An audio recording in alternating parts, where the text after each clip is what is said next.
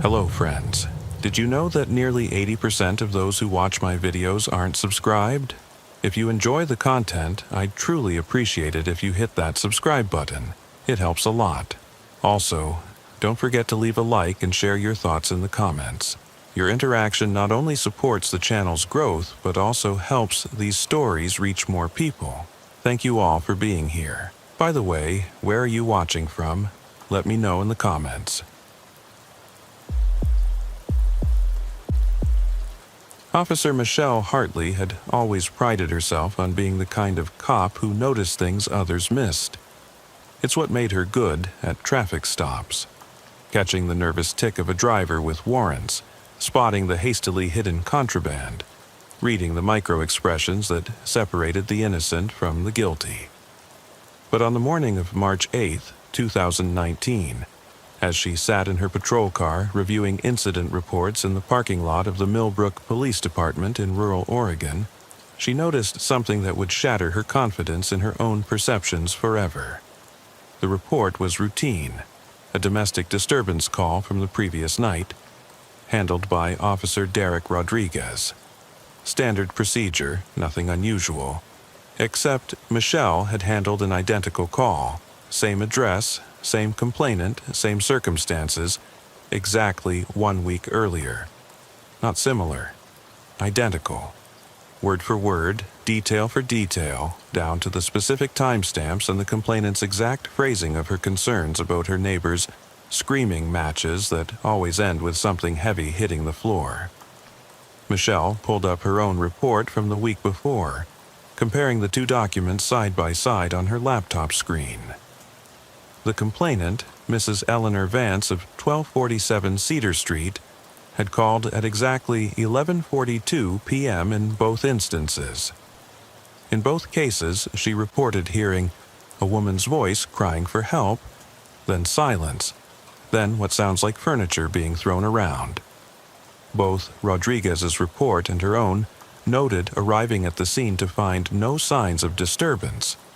No answer at the door of the suspected address, 1245 Cedar Street, and no visible evidence of any altercation.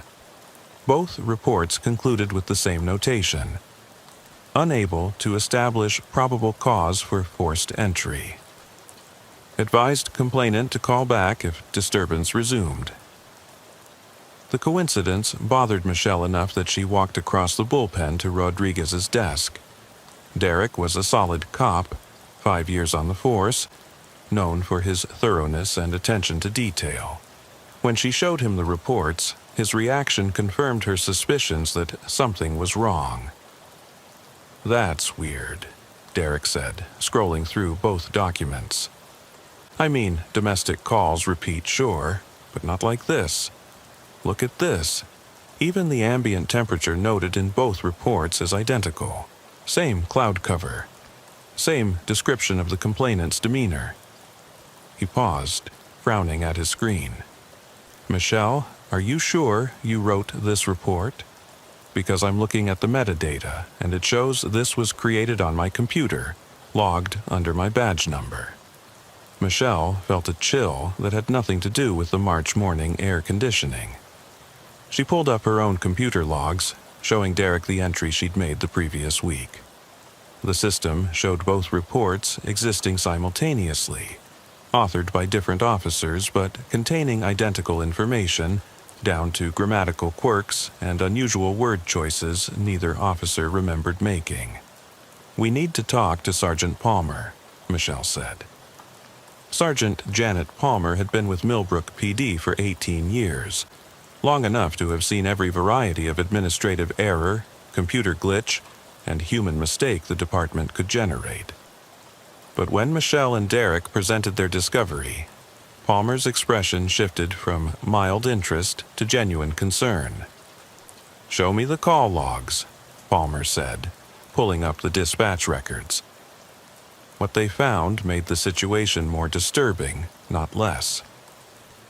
According to the system, Mrs. Eleanor Vance had indeed called twice, once the previous week, once the previous night, but the audio recordings of both calls were identical. Not similar voices saying similar things, but the exact same audio file, complete with background noise and timing patterns, listed under 2 different timestamps. "That's impossible," Palmer muttered, running the files through the department's audio analysis software. "These are supposed to be automatic recordings from 2 separate incoming calls. The system doesn't duplicate files." She paused the recording at several points, analyzing the waveform patterns. "These aren't just similar, they're digitally identical. Same file, same metadata, played through the system twice." Over the next 3 hours, the investigation expanded as Palmer, Michelle, and Derek began systematically reviewing recent incident reports. What they discovered defied rational explanation. Over the past 6 months, approximately 1 in every 15 calls had been duplicated. Not immediately, but with gaps ranging from 3 days to 2 weeks.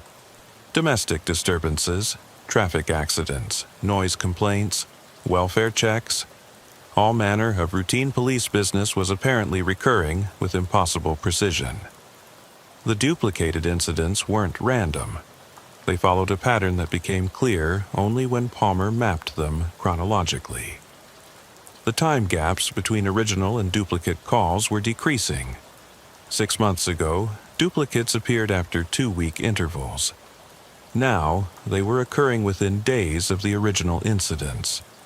More troubling was the realization that officers were responding to these duplicate calls without recognizing them as duplicates, filing identical reports with no memory of having handled the same situation before. "How many of these duplicate calls have you responded to?" Palmer asked Michelle. Michelle spent the afternoon reviewing her own case files, finding 7 incidents over the past 6 months that were exact duplicates of earlier calls she'd handled. In each case, she had no memory of the repetition.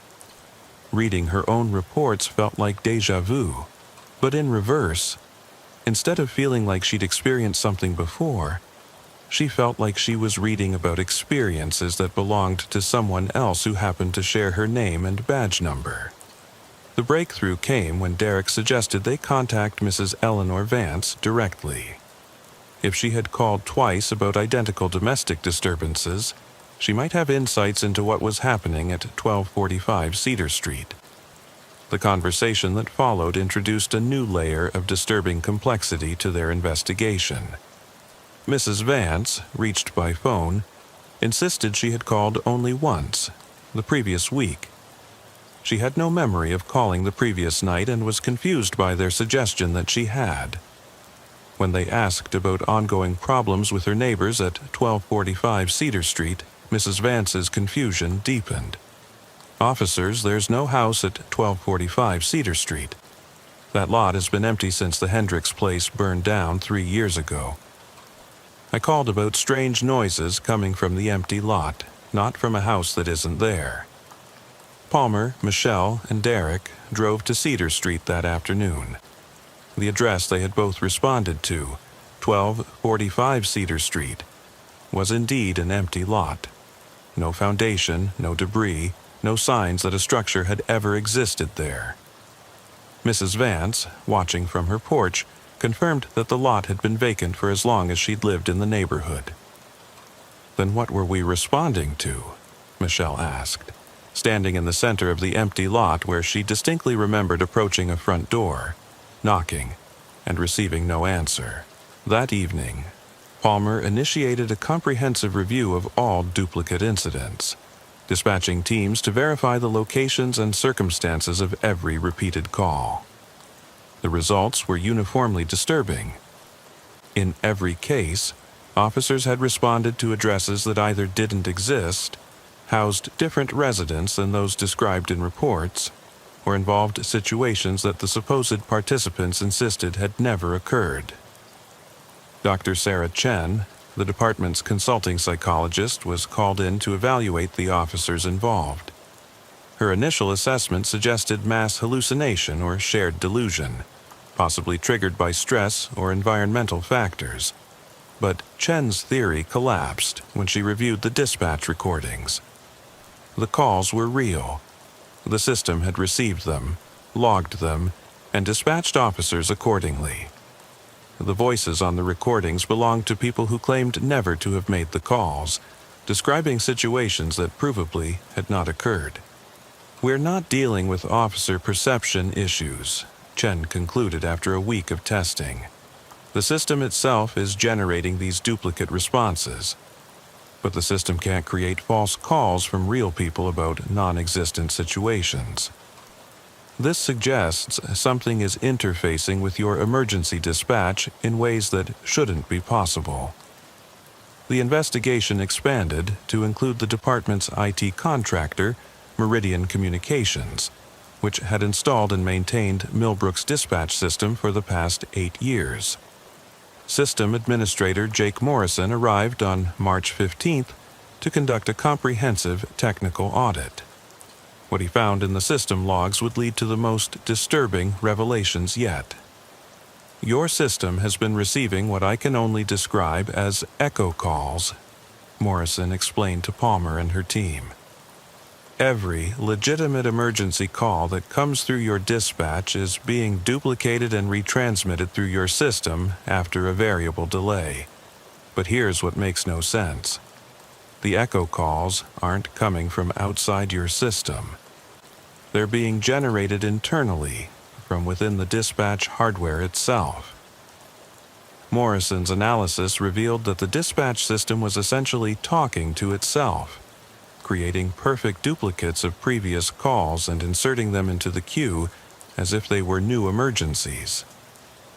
The technical impossibility of this process was compounded by the system's apparent ability to modulate the timing of these echoes, gradually decreasing the intervals between original and duplicate calls. "It's like the system is learning," Morrison said, reviewing 6 months of data.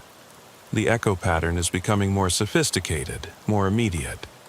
Whatever is causing this is evolving." The most chilling discovery came when Morrison traced the origin point of the echo calls within the system. They were being generated from a hardware component that had been removed from the dispatch center 18 months earlier, a backup server that had suffered catastrophic failure and been replaced. According to department records, the failed server had been properly disposed of through the county's electronic waste management program. But according to the system logs, the non-existent server was still actively connected to the network, processing calls and generating responses.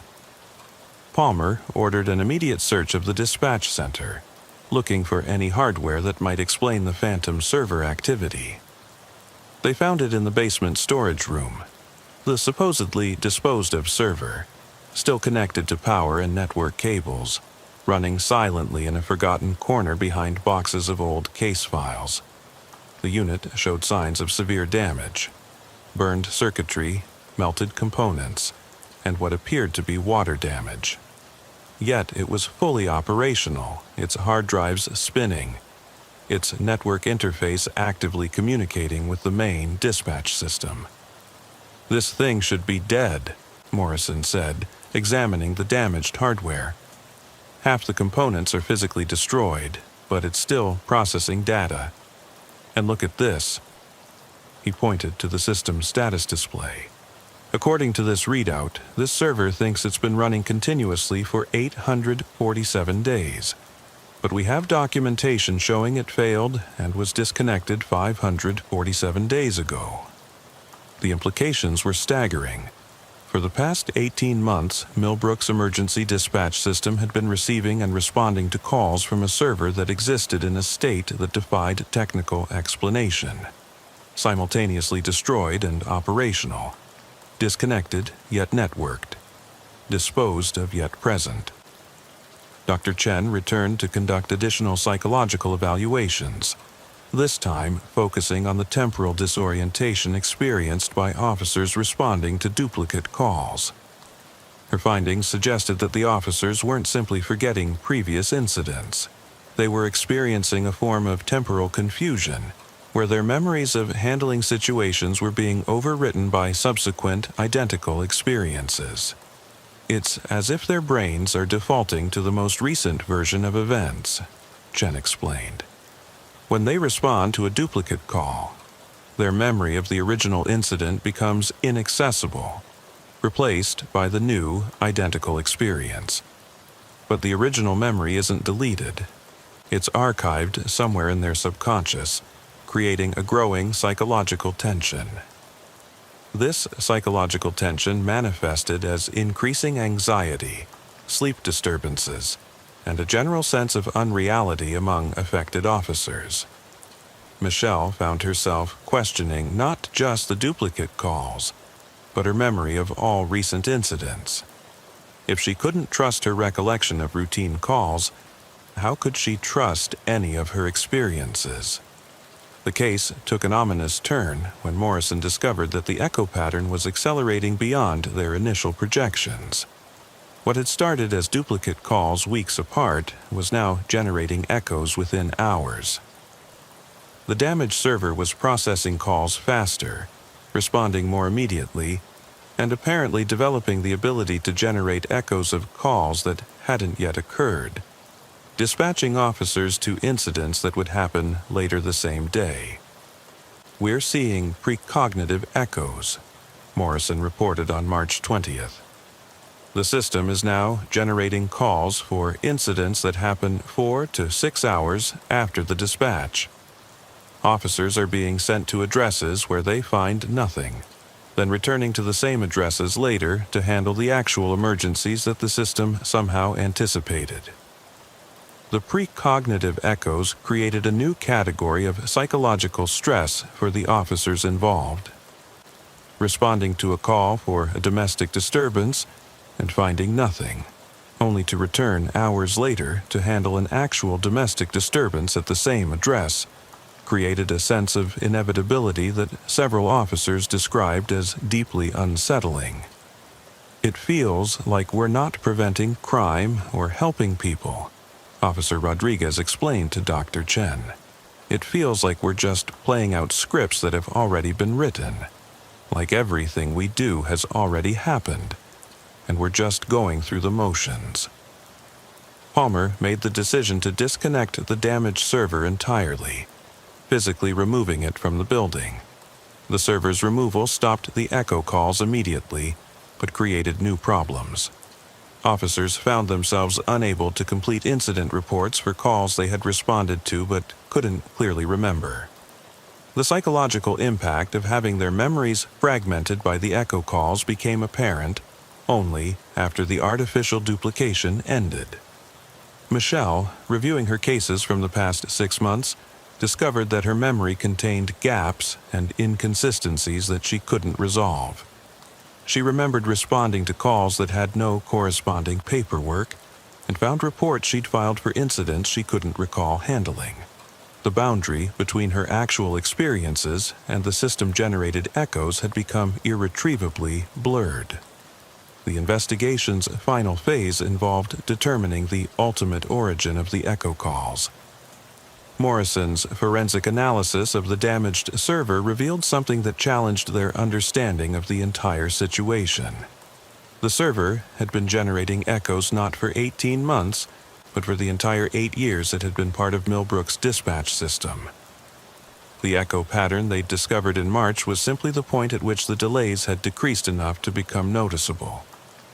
"This thing has been duplicating every call your department has received since 2011, Morrison explained. "For 8 years, you've been responding to echo calls without realizing it. The only thing that changed recently was the timing. The echoes were getting closer to the original calls." The implications were staggering. For nearly a decade, Millbrook's police officers had been responding to a mixture of genuine emergencies and system-generated duplicates. Their memories, their case files, their understanding of their own professional experiences had been contaminated by artificial events that felt completely real, because, in every measurable way, they were real. Dr. Chen's final assessment concluded that the echo calls represented a unique form of technological trauma. A situation where electronic systems had created false memories and experiences that were indistinguishable from reality. The affected officers required specialized treatment to help them distinguish between genuine and artificial memories, a process that proved partially successful at best. Michelle eventually requested a transfer to a different department, finding that she could no longer trust her own perceptions while working in the environment where the echo calls had occurred. In her final report, she wrote, "For 8 years, I thought I was protecting and serving this community. Now, I don't know which emergencies were real and which were echoes.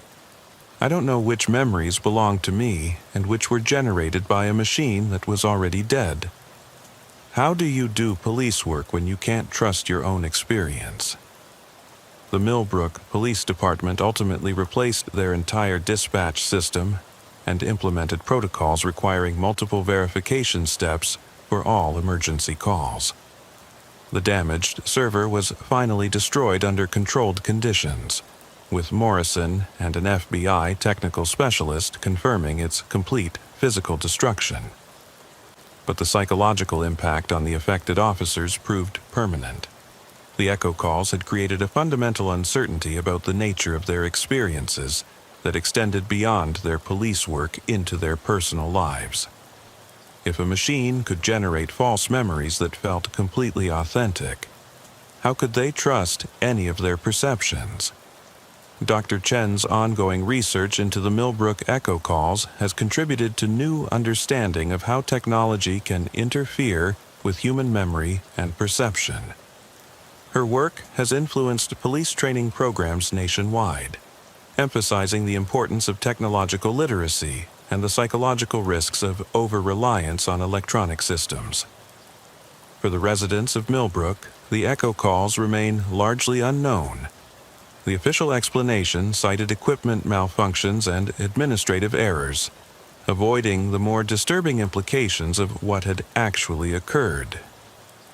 But for the officers who lived through those 8 years of artificial experiences, the case serves as a permanent reminder that in an age of ubiquitous technology, even our most basic assumptions about reality may be subject to digital manipulation we don't understand and can't control. The empty lot at 1245 Cedar Street, where Michelle and Derek had both responded to non-existent domestic disturbances, was eventually developed into a small playground. Children play there now, unaware that police officers once stood in the same space, knocking on the door of a house that had never existed, responding to calls from people who had never called, living experiences that were simultaneously real and artificial, genuine and echo. Officer Rebecca Hartwell had been working the Evidence Recovery Unit at the Phoenix Police Department for 3 years when she volunteered for the Experimental Memory Protocol Program in April of 2023. The program, developed in partnership with Arizona State University's Neuroscience Department, was designed to help officers overcome the psychological barriers that prevented them from accessing repressed memories of traumatic crime scenes. Using a combination of controlled pharmaceutical intervention and guided psychological techniques, the protocol promised to unlock witness testimonies and evidence details that traditional investigation methods couldn't recover. Rebecca's decision to participate wasn't driven by professional ambition. It was personal. 8 months earlier, she'd been first responder to a scene that haunted her, the murder of 6-year-old Emma Rodriguez in a Tempe apartment complex. Rebecca had discovered the child's body and spent 43 minutes securing the scene before backup arrived, but she could only recall fragments of those crucial first minutes. Medical examination suggested that the killer had been interrupted and might have left evidence during a hasty escape, but Rebecca's memory gaps prevented her from providing details that could be vital to solving the case. Dr. Michael Santos, the ASU neuroscientist leading the Memory Protocol program, had approached the Phoenix PD with a controversial proposition. Police officers suffering from trauma-induced memory loss could potentially recover suppressed details through controlled memory enhancement techniques. The program had shown promising results in laboratory settings, helping trauma victims recover detailed memories that had been psychologically buried due to extreme stress. Officer Hartwell represents an ideal candidate for the protocol, Dr. Santos explained to Captain Jennifer Chen, head of the Evidence Recovery Unit. She experienced acute psychological trauma that resulted in protective memory suppression, but the suppressed memories contain information that could be crucial for solving a serious crime. The protocol could help her access those memories safely while providing therapeutic benefits for her own psychological recovery. The memory protocol involved a 3-phase process conducted over several weeks in a controlled clinical environment. Phase 1 used mild pharmaceutical intervention to reduce the psychological barriers that prevented access to traumatic memories. Phase 2 employed guided visualization and hypnotic techniques to help subjects navigate suppressed memories systematically. Phase 3 involved detailed documentation and verification of recovered memories to ensure their accuracy and legal admissibility. Rebecca underwent extensive psychological evaluation before beginning the protocol, with Dr. Santos confirming that she was mentally stable enough to handle the stress of recovering traumatic memories. The evaluation also established baseline measurements of her current memory state, allowing researchers to distinguish between pre-existing memories and new recollections that emerged during the protocol. The first phase began on April 15, 2023, in a specialized laboratory facility at Arizona State University. Rebecca was administered a mild dosage of pharmaceutical compounds designed to reduce anxiety and increase neuroplasticity, essentially making her brain more receptive to accessing dormant memory pathways. The medications were carefully monitored to ensure they enhanced memory access without creating false memories or hallucinations. The pharmaceutical component isn't designed to create new memories, Dr. Santos explained. It simply reduces the psychological resistance that prevents access to existing memories. Think of it as removing barriers rather than adding content. During the first session, Rebecca was guided through relaxation techniques and asked to describe her general recollections of the crime scene. Under the influence of the pharmaceutical intervention, she found herself able to recall details that had been completely inaccessible during previous interviews. The specific position of furniture in the apartment, the pattern of bloodstains on the carpet, and most importantly, sounds she had heard from the apartment above while securing the scene. "I remember hearing footsteps upstairs," Rebecca reported during the session. "Heavy footsteps, like someone pacing back and forth. And I remember thinking it was odd because the apartment above was supposed to be vacant according to the building manager." This revelation was significant because the apartment above the crime scene had never been investigated. Building records indicated it was unoccupied, and initial canvas interviews hadn't identified any witnesses from that unit. Rebecca's recovered memory suggested that someone had been present in the supposedly vacant apartment during the time she was processing the crime scene. Phase 2 of the protocol began 1 week later, with Rebecca undergoing more intensive memory recovery sessions designed to access deeper levels of suppressed recollection. Using guided visualization techniques, Dr. Santos helped Rebecca mentally return to the crime scene and systematically explore her memories of those crucial first minutes. During the second phase sessions, Rebecca recovered increasingly detailed memories that had been completely inaccessible through traditional interview methods. She recalled seeing a shadow move past the window of the upstairs apartment, hearing what sounded like someone quickly moving heavy objects, and noticing that the building's rear exit door was propped open when she arrived, despite the fact that it was normally kept locked. "The memories aren't coming back as complete narratives," Rebecca explained to Detective Maria Vasquez, who was monitoring the sessions to evaluate their investigative value. "They're coming back as fragments, images, sounds, Impressions that feel absolutely real, but that I somehow couldn't access before. Detective Vasquez had been assigned to evaluate whether the recovered memories contained actionable intelligence that could advance the Emma Rodriguez murder investigation. Vasquez was initially skeptical about the reliability of memories recovered through pharmaceutical and psychological intervention, but Rebecca's recollections were providing specific, verifiable details that could be independently investigated. The most significant breakthrough came during Rebecca's fourth session, when she recovered a detailed visual memory of a vehicle she had seen leaving the apartment complex's rear parking area as she arrived at the scene. The memory included specific details about the car's make, model, color, and a partial license plate number. Information that had been completely inaccessible during previous interviews. "I can see it clearly now," Rebecca reported during the session. A dark blue Honda Civic, probably 2018 or 2019, with Arizona plates starting with AFJ. There was a dent in the rear bumper on the driver's side, and the driver was a white male, approximately 30 to 35 years old, wearing a red baseball cap. Detective Vasquez immediately ran the partial plate information through DMV databases, finding 17 vehicles that matched the description. Cross-referencing with criminal databases and geographic data, she identified 3 vehicles of particular interest, including one registered to Marcus Webb, a 32-year-old with a history of burglary arrests who lived 12 blocks from the crime scene. Officer Hartwell's recovered memories have provided us with our first concrete lead in the Emma Rodriguez case, Vasquez reported to Captain Chen.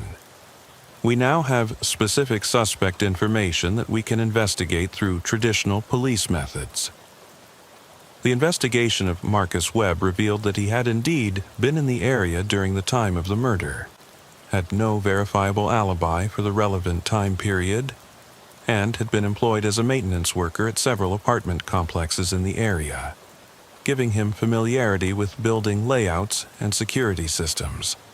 Phase 3 of the memory protocol involved detailed documentation and verification procedures designed to ensure that Rebecca's recovered memories were accurate and could be used as evidence in criminal proceedings. Dr. Santos worked with legal experts to establish protocols for memory recovery that would meet courtroom standards for reliability and admissibility.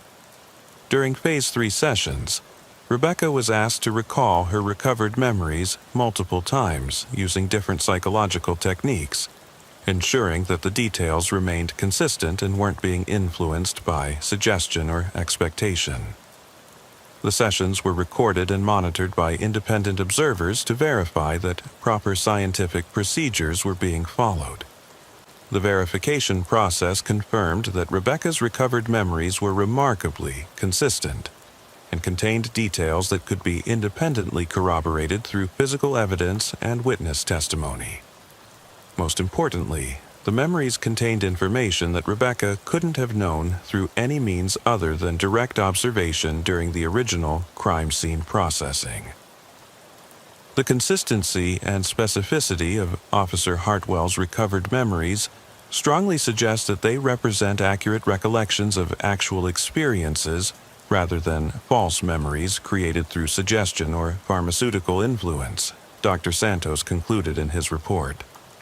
Armed with the information recovered through the memory protocol, Detective Vasquez obtained a search warrant for Marcus Webb's residence and vehicle.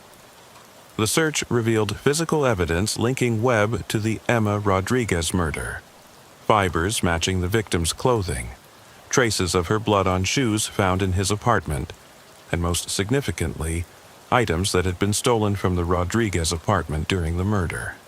Webb's arrest and subsequent confession confirmed the accuracy of Rebecca's recovered memories down to specific details. He admitted to being in the apartment above the crime scene, watching through the floor as police processed the murder he had committed. His description of events matched Rebecca's recovered memories precisely, including his use of the rear exit door and his vehicle's departure from the rear parking area. Everything Officer Hartwell remembered through the memory protocol was completely accurate, Webb stated during his confession. I was upstairs watching her work the scene, trying to figure out if she had seen anything that would connect me to the murder. When she mentioned hearing footsteps and seeing my car, I knew the memory recovery had worked.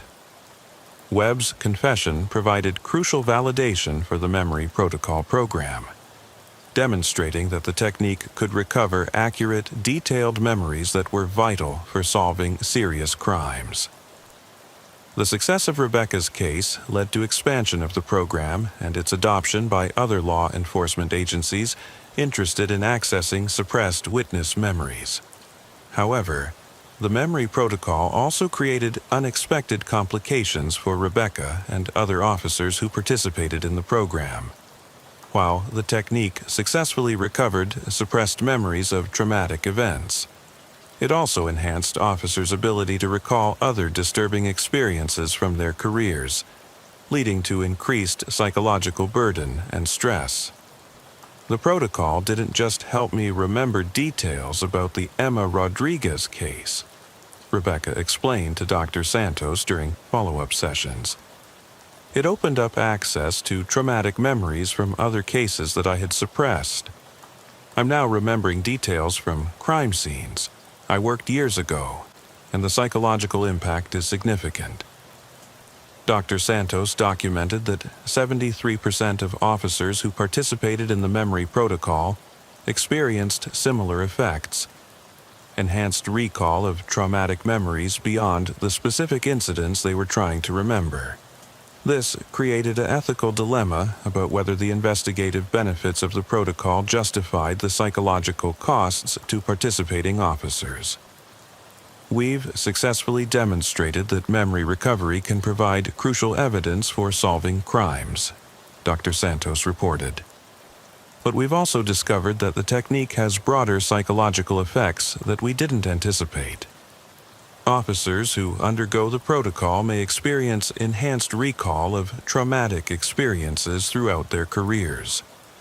Rebecca's case became a landmark example of both the potential benefits and risks of memory enhancement techniques in law enforcement. While her recovered memories led to the successful prosecution of Marcus Webb for Emma Rodriguez's murder, Rebecca herself required ongoing psychological counseling to manage the increased burden of traumatic memories that the protocol had made accessible. The Memory Protocol program continued with enhanced psychological support systems and more careful screening of candidate officers. Dr. Santos refined the technique to provide more targeted memory recovery that minimized unwanted psychological side effects while maintaining investigative effectiveness. Detective Vasquez, who had initially been skeptical about memory recovery techniques, became an advocate for the protocol after seeing its success in the Rodriguez case. She worked with Dr. Santos to develop training programs for investigators who needed to work with officers recovering suppressed memories. The memory protocol gave us the breakthrough we needed to solve Emma's murder, Vasquez stated in her final case report. But it also taught us that memory recovery is a powerful tool that needs to be used carefully, with full consideration of the psychological impact on the officers who volunteer to undergo the procedure. The success of Rebecca's case led to increased funding for memory recovery research and its application in cold cases where traditional investigation methods had been exhausted. The Phoenix Police Department established a specialized unit to work with memory recovery candidates and to evaluate cases where suppressed witness memories might contain crucial evidence. Captain Chen, who had initially been cautious about approving the Memory Protocol program, became convinced of its value after the Rodriguez case results. She implemented department-wide protocols for identifying cases where memory recovery might be beneficial and for supporting officers who chose to participate in the program. The Memory Protocol represents a new frontier in criminal investigation, Chen concluded in her report to the department administration. It allows us to access evidence that exists in officers' memories but has been made inaccessible by psychological trauma. When used appropriately, it can provide crucial breakthroughs in cases that might otherwise remain unsolved. For Rebecca, the experience of participating in the memory protocol was both professionally rewarding and personally challenging. While she was proud that her recovered memories had led to justice for Emma Rodriguez, she continued to struggle with the enhanced recall of traumatic experiences from throughout her police career. "I would participate in the protocol again if it could help solve another case like Emma's," Rebecca stated in her final interview with Dr. Santos. "But I understand now that memory recovery comes with psychological costs that officers need to be prepared for. We can't just focus on the investigative benefits. We need to consider the long-term impact on the officers who volunteered to recover suppressed memories."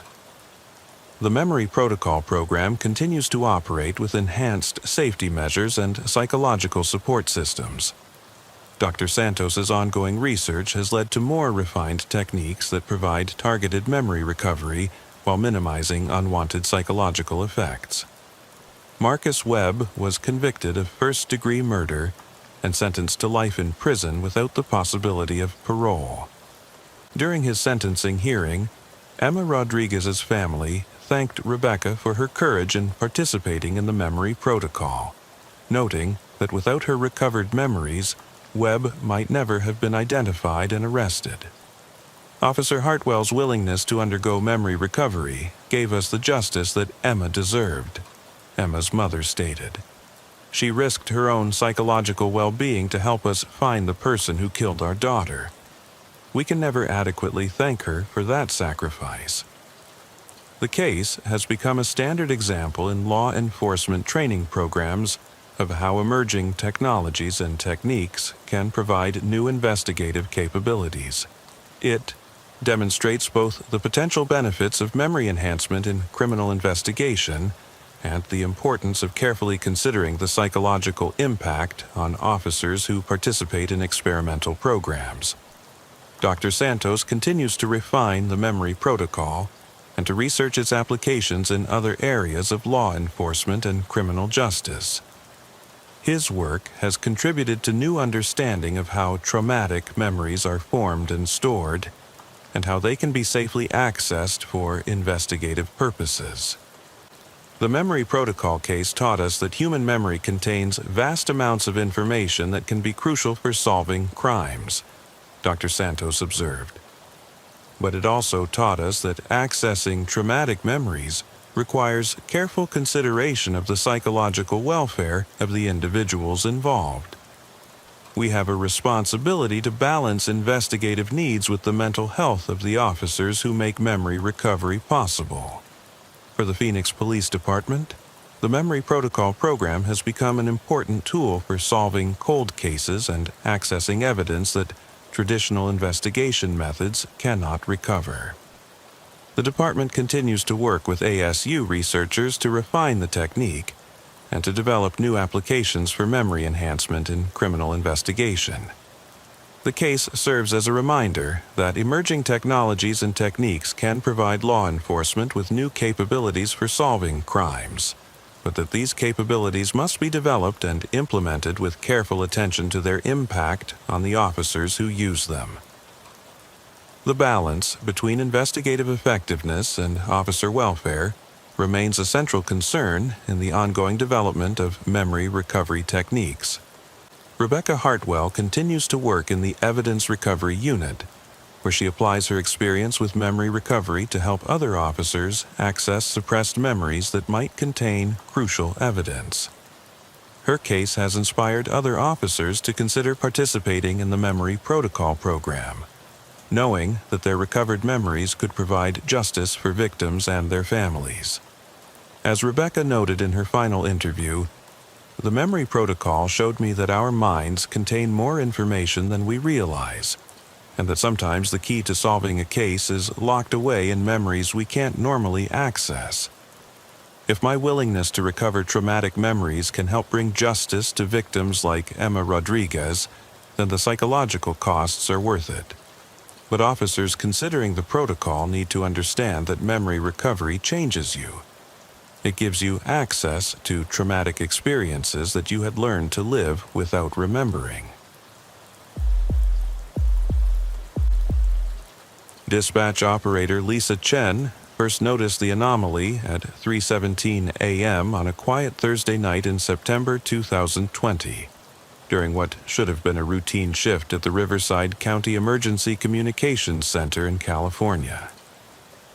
The center handled emergency calls for 12 municipalities across the county, operating with state-of-the-art equipment and serving a population of nearly 400,000 residents.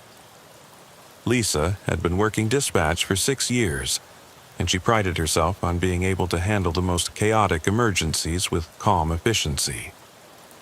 But the call that came through her headset that night would challenge everything she thought she understood about emergency communications. The call began normally enough, a 911 hang-up from a cell phone, which required callback protocol to ensure no emergency existed.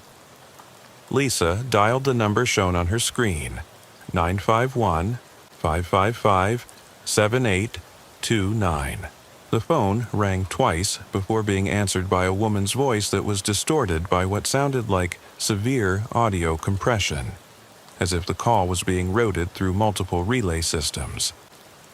Riverside County 911. This is Lisa. We received a hang-up call from this number. Is everything okay? The response came through with unusual clarity, despite the underlying distortion. Thank you for calling back. I need to report a missing person. My daughter Sarah hasn't come home, and I'm very worried.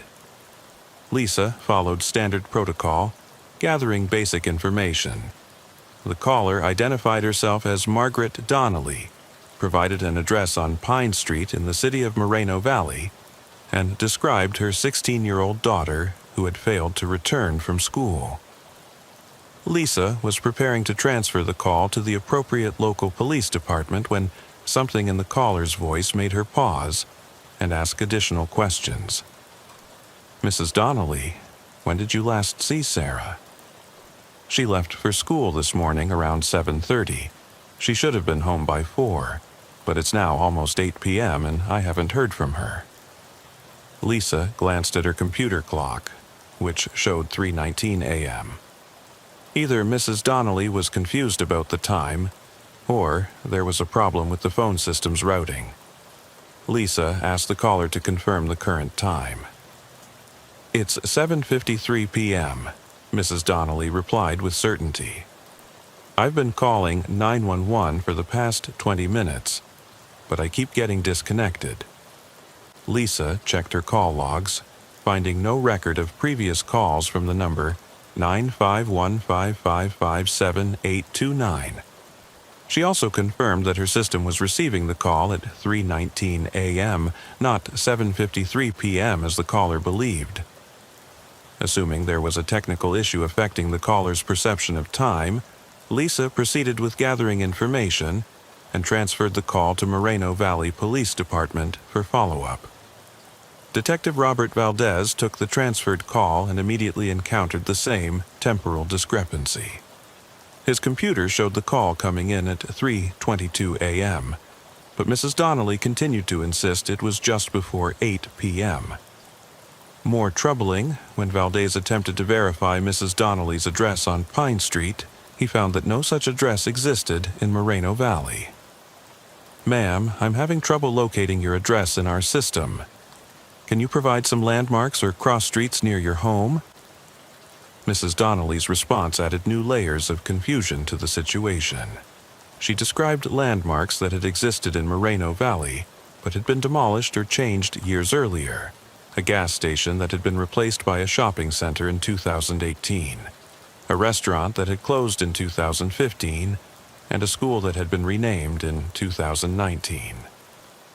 Donnelly, Detective Valdez asked carefully, "What year is it?"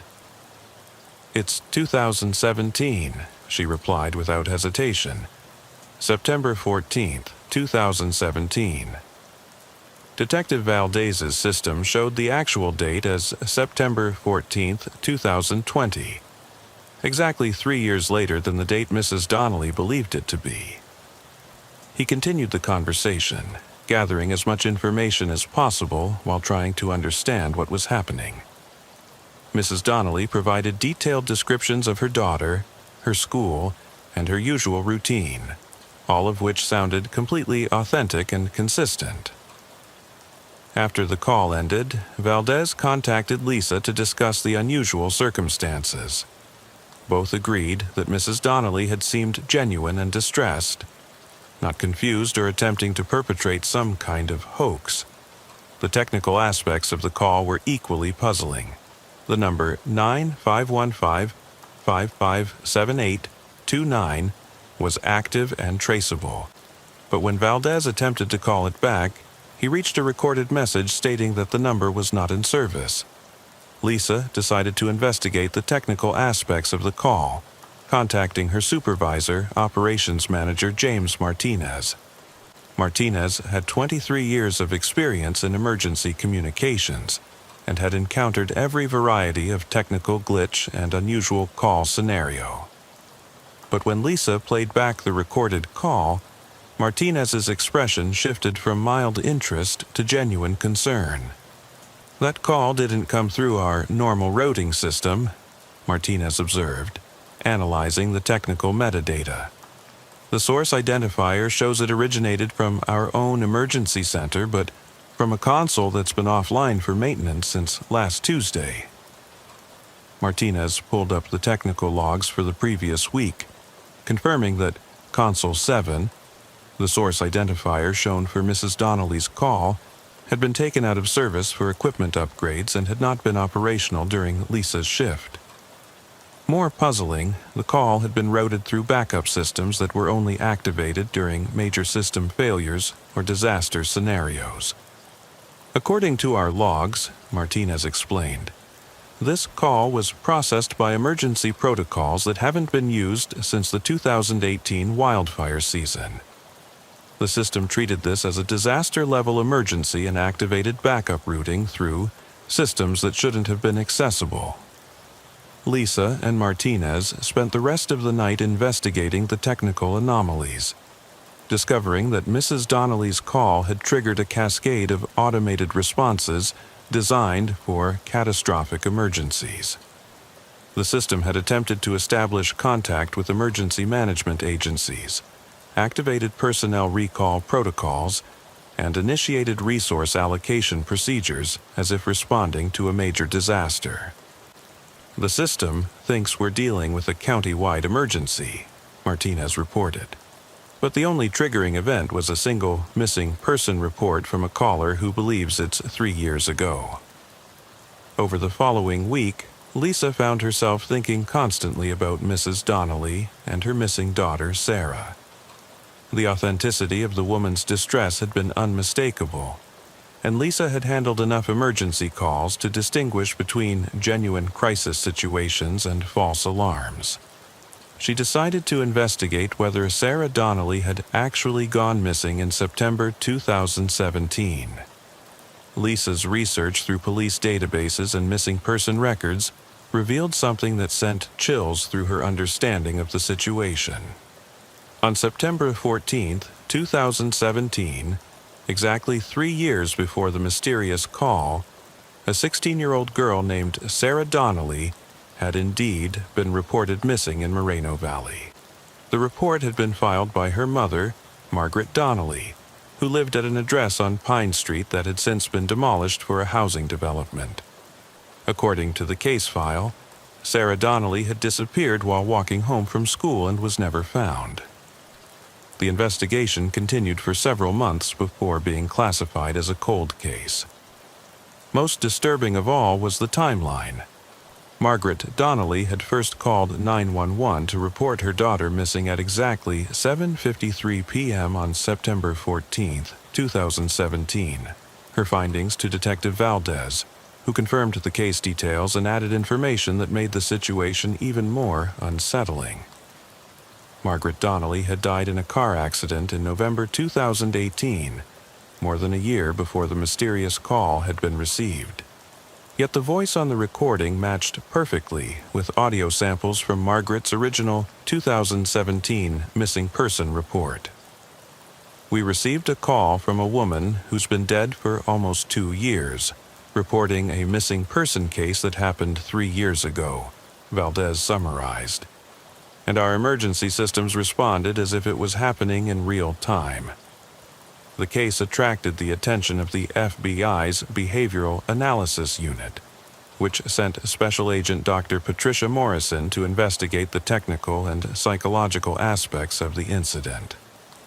Dr. Morrison's initial assessment focused on the possibility of an elaborate hoax using voice synthesis technology and sophisticated hacking of the emergency communication system. However, Dr. Morrison's investigation revealed that the technical complexity required to perpetrate such a hoax would be beyond the capabilities of most criminal organizations, let alone individual perpetrators. The call had been routed through multiple secure systems with timestamp authentication that would be nearly impossible to manipulate externally.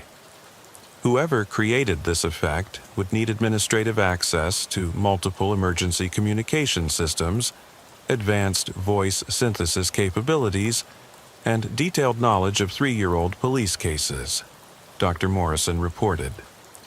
The level of technical sophistication required suggests either a state-level actor or something beyond current technological explanations. Dr. Morrison's investigation expanded to include other emergency communication centers across California, looking for similar incidents involving calls that appeared to originate from past timeframes. What she discovered suggested that the Riverside County incident was part of a larger pattern of temporal communication anomalies affecting emergency services nationwide. Over the past 18 months, 47 emergency centers across 12 states had reported receiving calls that appeared to be from past dates, often involving cases that had occurred years earlier. In each instance, the technical analysis showed impossible routing patterns, authentication from systems that had been offline or demolished, and voice matches for callers who were deceased or otherwise unable to have made the calls. "We're seeing a systematic pattern of temporal displacement in emergency communications," Dr. Morrison reported to her supervisors. "These aren't isolated technical glitches. They're consistent phenomena that suggest some form of interference with the normal flow of time-based communications." The FBI's investigation revealed that all affected emergency centers had recently upgraded to the same integrated communication system, the Advanced Emergency Response Network, AERN, manufactured by Meridian Communications. The AERN system had been installed in over 300 emergency centers, nationwide as part of a federal modernization initiative. Lisa found herself at the center of the expanding investigation when she reported a second temporal call on October 3, 2020. This time, the caller was a man reporting a house fire that had occurred in 2018, speaking as if the fire was happening in real time. Like Mrs. Donnelly's call, the man's voice matched recordings from the original 2018 emergency response, and the call was routed through systems that had been offline during Lisa's shift. "I'm starting to think our communication system is somehow accessing past emergency calls and replaying them as if they're happening now," Lisa explained to Dr. Morrison. "But the callers seem to be experiencing their emergencies in real time, not as replayed recordings."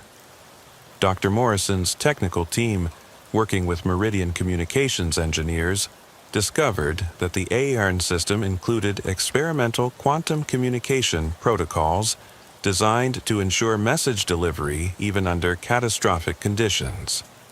The quantum elements were intended to create redundant communication pathways that could function regardless of physical infrastructure damage.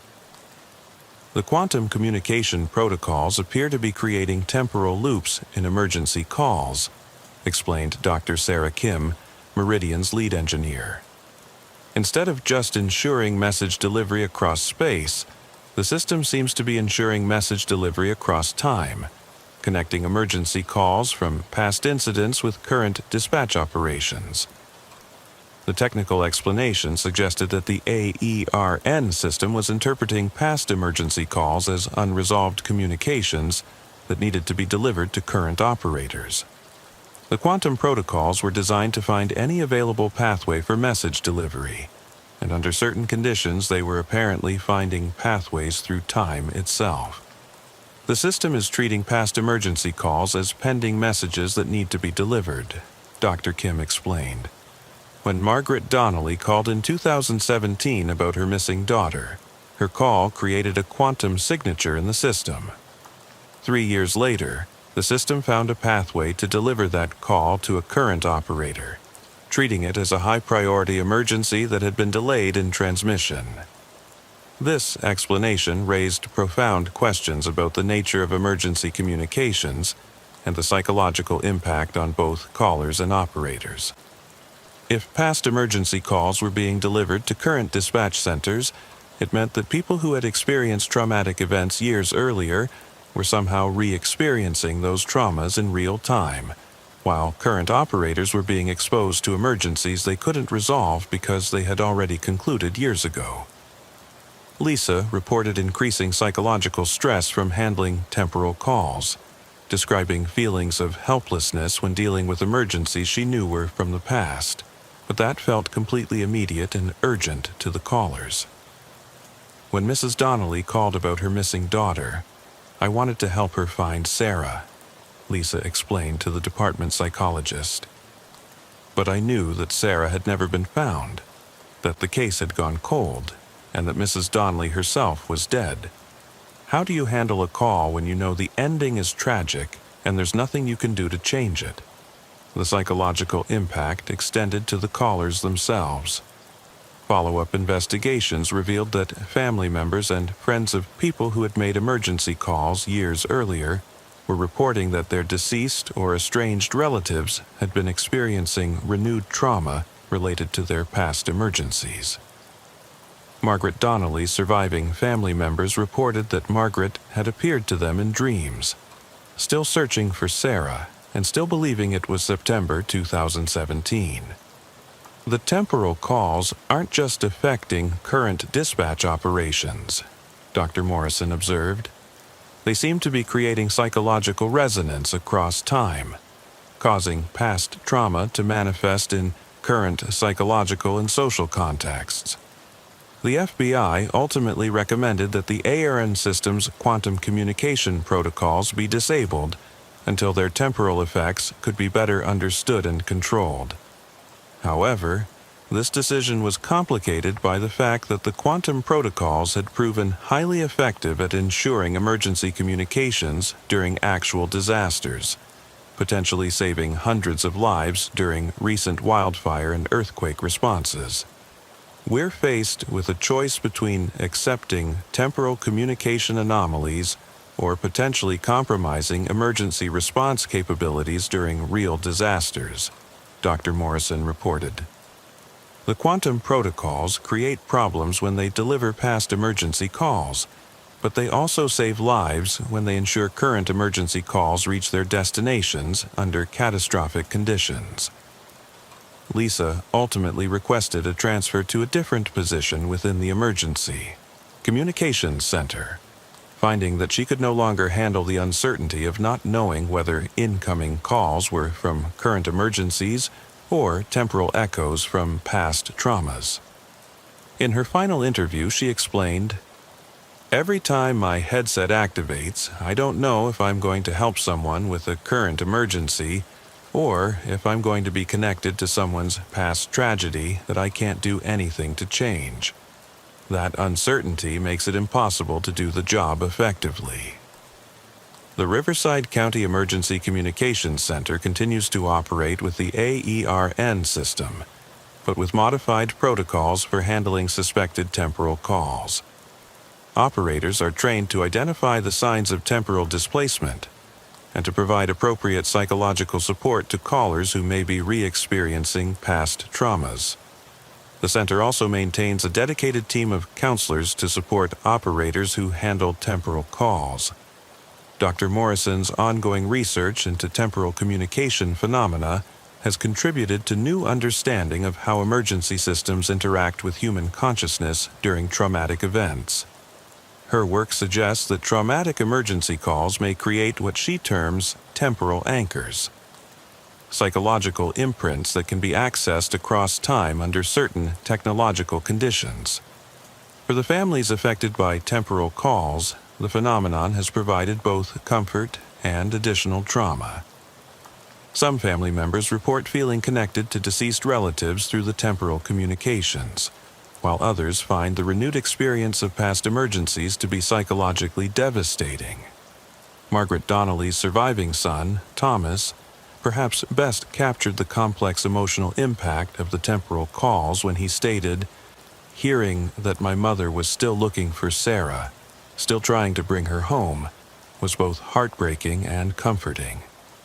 It meant that their love for each other was strong enough to cross time itself. But it also meant that they were both still trapped in that terrible night when Sarah disappeared, and nothing we can do will ever bring them peace." The quantum communication protocols continue to operate in emergency centers nationwide, delivering current calls with unprecedented reliability, while occasionally delivering echoes from past traumas that remind operators and callers alike that some emergencies never truly end.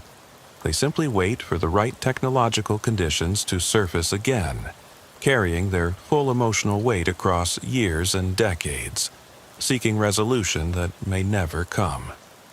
Sarah Donnelly remains missing, her case file still open in Moreno Valley Police Department records. And somewhere in the quantum pathways of the emergency communication system, Margaret Donnelly's call continues to seek a dispatcher who can help her bring her daughter home. A cry for help that echoes across time, carrying the full weight of a mother's love and the desperate hope that someone, somewhere, somewhen, might still be able to answer. Sergeant Monica Valencia had spent 12 years working gang enforcement in the LAPD's Rampart Division when she was selected to head the department's first social engineering task force in January 2022. The unit was established in response to a troubling trend. Criminals were increasingly using sophisticated psychological manipulation techniques to convince victims to voluntarily surrender money, personal information, and access to secure facilities.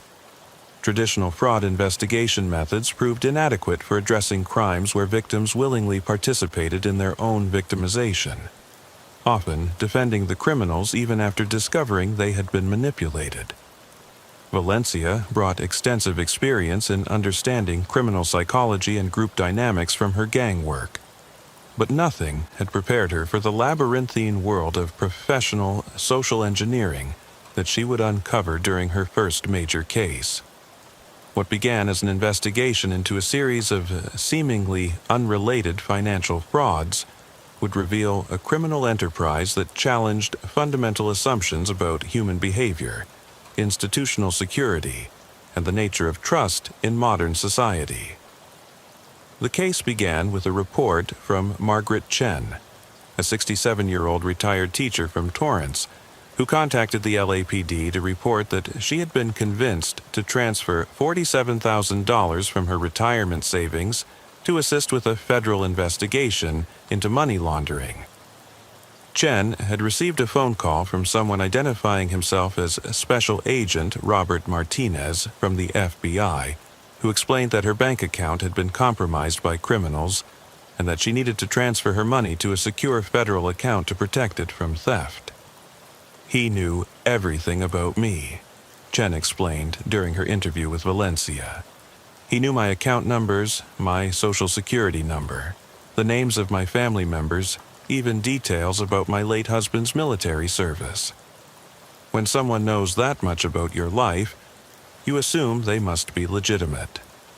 The caller had guided Chen through a complex process involving multiple phone calls, document exchanges, and verification procedures that convinced her that she was participating in a genuine federal investigation. The process took place over 6 days, during which Chen spoke with multiple individuals who claimed to be FBI agents, bank security officers, and federal prosecutors. Each person she spoke with had detailed knowledge about her personal life and financial situation, reinforcing her belief that she was dealing with legitimate authorities. Valencia's initial investigation revealed that Chen had been victimized by what experts call institutional impersonation fraud, a sophisticated form of social engineering, where criminals create the illusion of legitimate governmental or corporate authority to manipulate victims into compliance. But as Valencia began investigating similar cases in the LAPD's database, she discovered that Chen's experience was part of a much larger pattern of psychological manipulation that defied conventional understanding of how such frauds operate.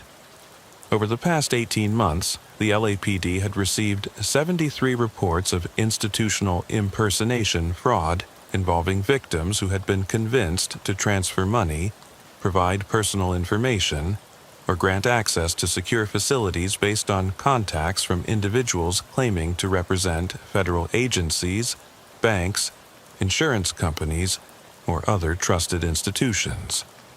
The total financial losses exceeded $2.3 million, but Valencia quickly realized that the financial impact was only part of a much more extensive criminal operation. Detective James Park, Valencia's primary investigator, had been working fraud cases for 8 years and was familiar with traditional confidence schemes and telephone fraud operations. But the cases Valencia assigned him displayed characteristics that distinguished them from typical fraud patterns. "These aren't traditional con games," Park reported after analyzing the first dozen cases. "The perpetrators have access to personal information that should be impossible for criminals to obtain. They're using sophisticated organizational structures that mimic legitimate institutions, and they're targeting victims using psychological profiles that suggest professional-level behavioral analysis."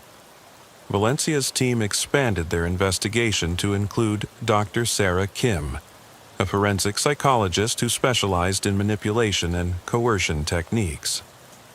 Dr. Kim's analysis of victim interviews revealed that the social engineering operations were using advanced psychological principles typically employed by intelligence agencies and corporate security firms rather than traditional criminal organizations.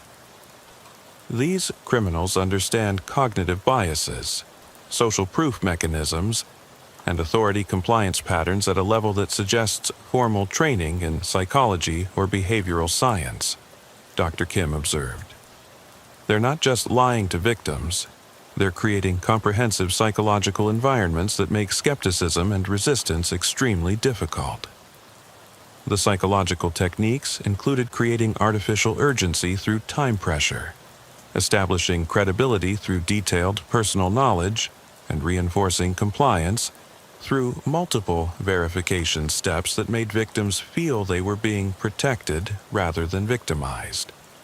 The criminals were also using emotional manipulation, appealing to victims' fears about security, their desire to help with important investigations, and their trust in institutional authority.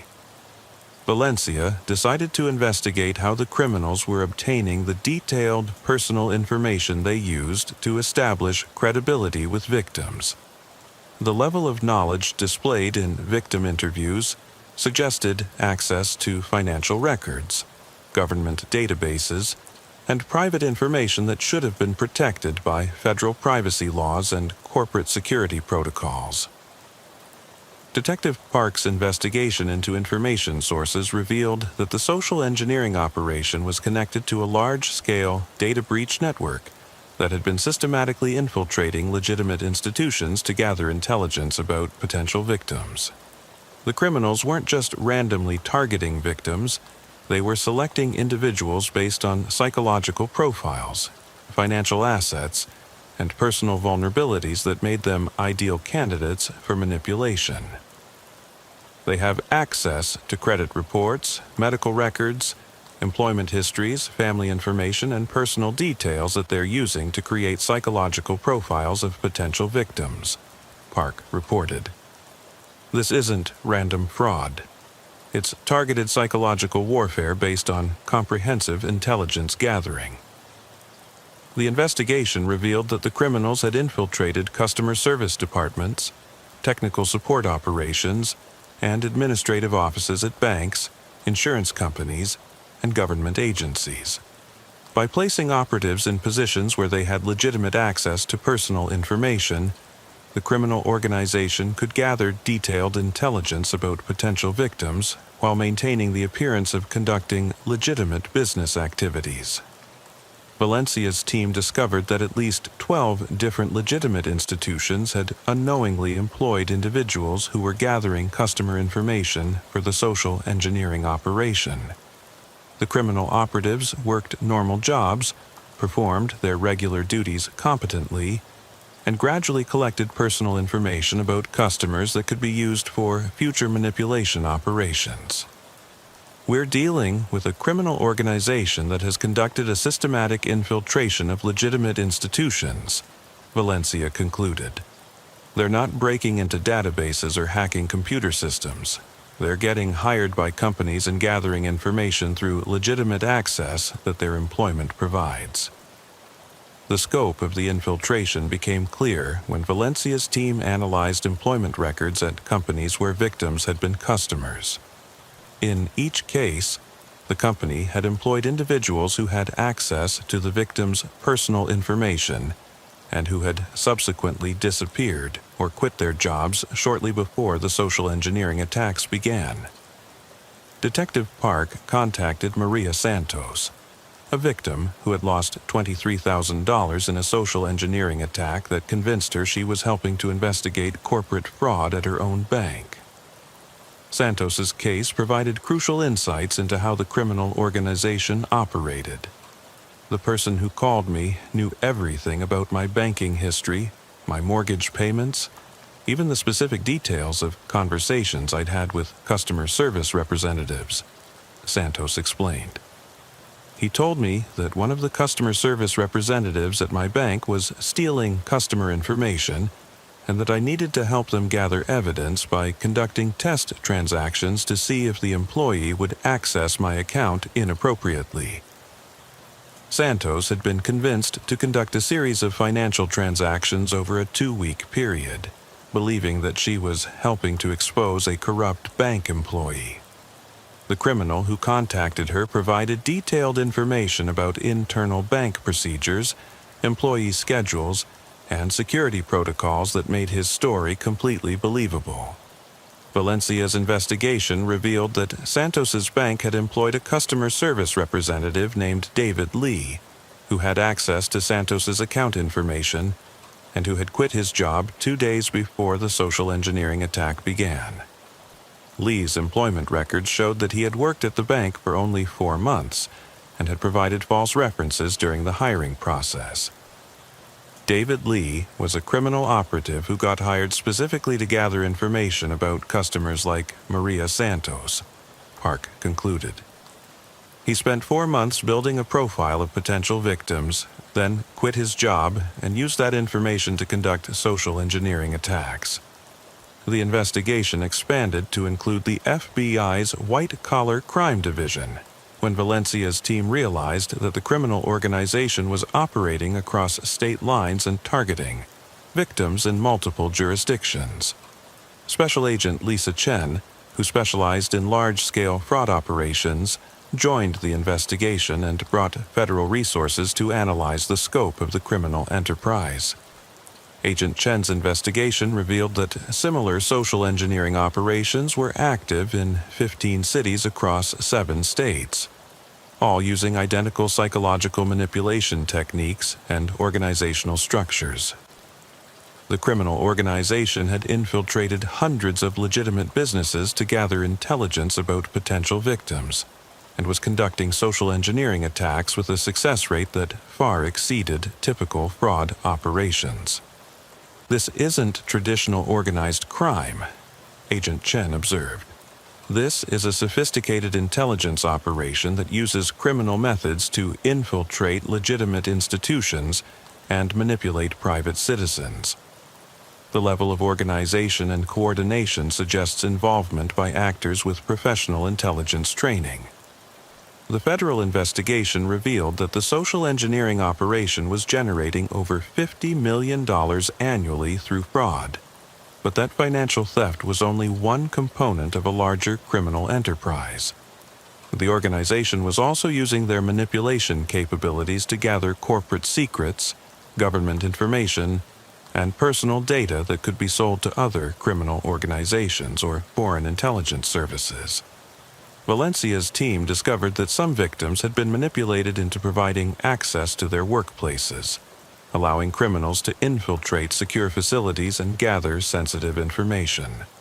Dr. Robert Torres, a software engineer at a defense contractor, had been convinced that he was helping to investigate a security breach at his company by providing building access codes and computer passwords to individuals claiming to be federal security investigators. They convinced me that there had been a penetration of our computer network by foreign agents, and that I needed to help them verify the security of our systems, Dr. Torres explained. I gave them access codes, computer passwords, and detailed information about our security procedures because I believed I was helping to protect national security. The criminal organization had used Dr. Torres's access to infiltrate his company's computer systems and steal information about classified defense projects. The stolen information was sold to competitors and potentially to foreign intelligence services, generating profits that far exceeded what could be achieved through simple financial fraud.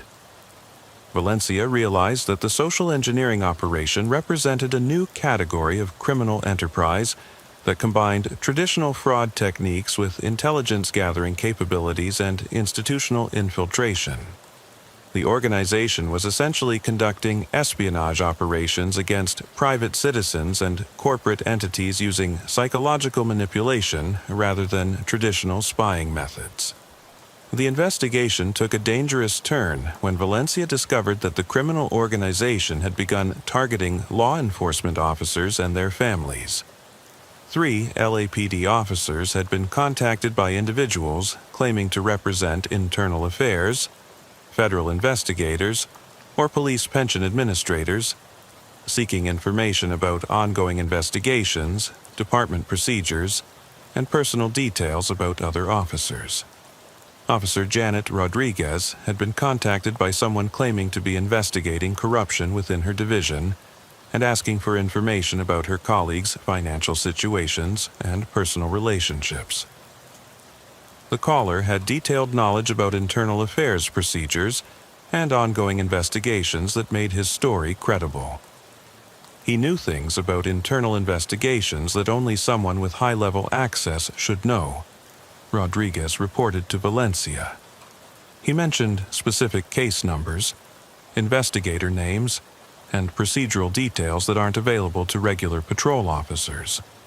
When someone has that level of inside information, you assume they must be legitimate.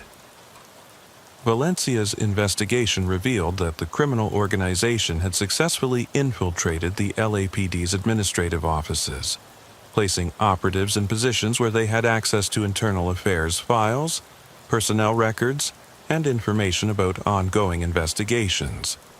The infiltration explained how the criminals were able to target law enforcement officers with such detailed and credible social engineering attacks. The discovery of criminal infiltration within the LAPD prompted Valencia to expand her investigation to include a comprehensive security audit of department personnel and procedures. Working with internal affairs and the FBI, she began analyzing employment records, background checks, and access logs to identify potential criminal operatives within the department. The security audit revealed that at least 7 individuals employed by the LAPD in various administrative and support roles had provided false information during the hiring process and had access to sensitive information that could be used for social engineering attacks. These individuals had been systematically gathering information about officers, their families, ongoing investigations, and department procedures for use in criminal operations.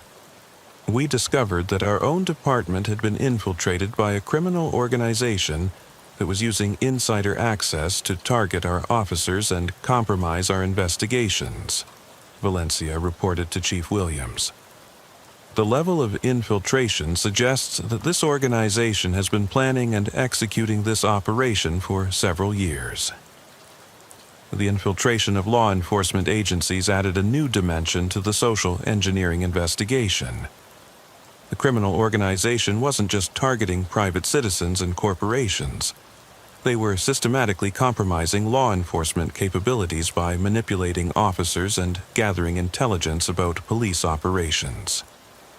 Valencia's team discovered that the criminal operatives within the LAPD had been providing advance warning to the social engineering operation about fraud investigations, allowing the criminals to modify their operations to avoid detection.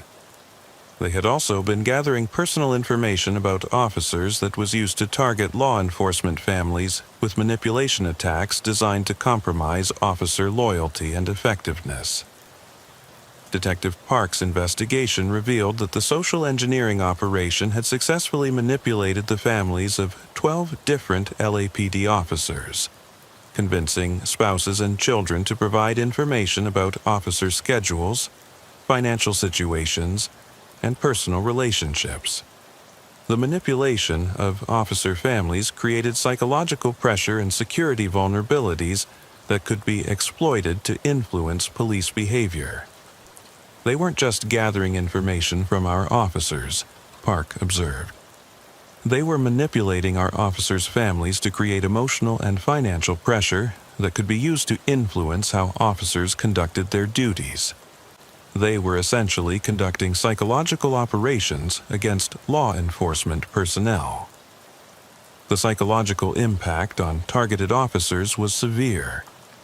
Many reported feeling paranoid about communications from legitimate authorities, uncertain about the trustworthiness of colleagues, and concerned about the safety of their families.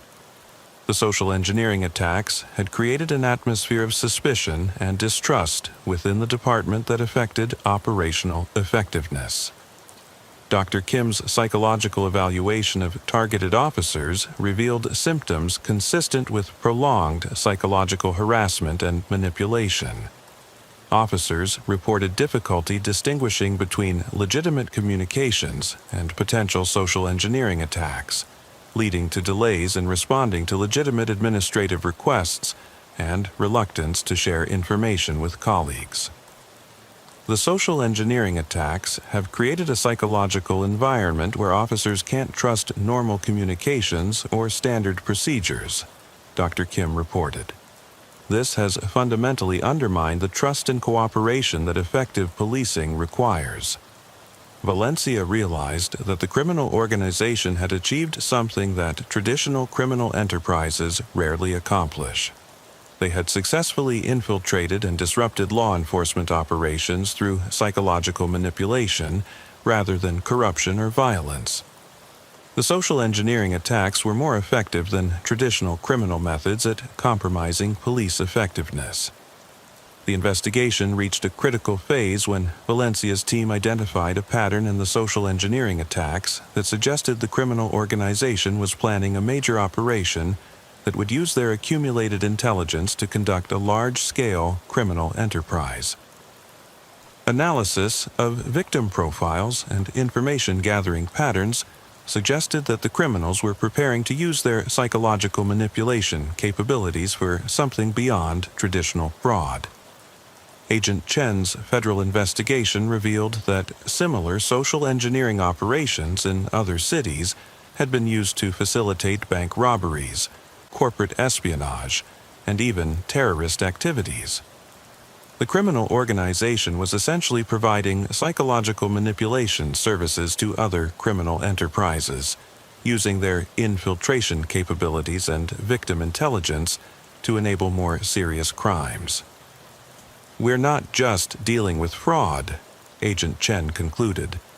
We're dealing with a criminal organization that provides psychological warfare capabilities to other criminal enterprises. They're essentially mercenaries who specialize in manipulating people and institutions to facilitate criminal activities. Valencia's team discovered evidence that the social engineering operation was planning to use their accumulated intelligence about law enforcement procedures and personnel to facilitate a major criminal operation in Los Angeles. Intercepted communications suggested that the criminals were planning to use their knowledge of police response patterns and officer assignments to conduct a sophisticated heist operation. The planned operation involved using social engineering techniques to manipulate bank employees, security personnel, and law enforcement officers to create conditions that would allow criminals to access a Federal Reserve facility in downtown Los Angeles. The operation would require precise coordination and detailed knowledge of security procedures that the social engineering organization had been gathering for over 2 years. Valencia's team worked with federal authorities to develop a counter-operation designed to identify and arrest the criminal organization before they could execute their planned heist. The operation required careful coordination to avoid alerting the criminals while simultaneously protecting the targeted Federal Reserve facility. The counter-operation faced significant challenges because the criminal organization had demonstrated sophisticated counterintelligence capabilities. They had successfully avoided detection for over 2 years while conducting hundreds of social engineering attacks, suggesting that they had methods for identifying and avoiding law enforcement surveillance. Valencia decided to use the criminals' own social engineering techniques against them, creating a false investigation scenario designed to draw the criminal operatives into revealing themselves. Working with Agent Chen, she developed a complex deception operation that mimicked the psychological manipulation techniques used by the criminals. The deception operation involved creating false intelligence about a supposed security vulnerability at a different financial institution, designed to redirect the criminals' attention away from the Federal Reserve facility, while drawing them into a controlled environment where they could be identified and arrested. The operation required Valencia's team to conduct their own social engineering attacks against suspected criminal operatives, using psychological manipulation techniques to convince the criminals that they had discovered a more attractive target for their planned heist. The ethical implications of using criminal methods for law enforcement purposes created significant concerns within the department. We found ourselves using the same psychological manipulation techniques against the criminals that they had been using against innocent victims, Valencia reflected. It was effective, but it raised serious questions about the methods we're willing to employ to stop criminal activities. The deception operation succeeded in identifying the location of the criminal organization's operational headquarters and the identities of key operatives. On March 23, 2023, coordinated raids were conducted at 17 locations across Los Angeles, resulting in 34 arrests and the seizure of extensive records documenting the social engineering operation. The arrested individuals included the criminal operatives who had infiltrated the LAPD, bank employees who had been gathering customer information, and the core leadership of the social engineering organization. Seized evidence revealed the full scope of the criminal enterprise and its connections to other criminal organizations nationwide. The investigation revealed that the social engineering operation had successfully manipulated over 1,200 victims across 7 states, generating more than $50 million in direct financial losses and facilitating additional criminal activities worth over $200 million. The organization had infiltrated 47 different legitimate institutions and had gathered detailed psychological profiles on thousands of potential victims. Most disturbing was the discovery that the criminal organization had been selling their psychological manipulation services to foreign intelligence agencies, using their infiltration capabilities to gather information about government employees, defense contractors, and other individuals with access to sensitive national security information. This wasn't just criminal fraud, Agent Chen concluded. This was a systematic intelligence operation that used criminal methods to penetrate American institutions and gather information for foreign adversaries. The social engineering attacks were essentially espionage operations conducted against private citizens.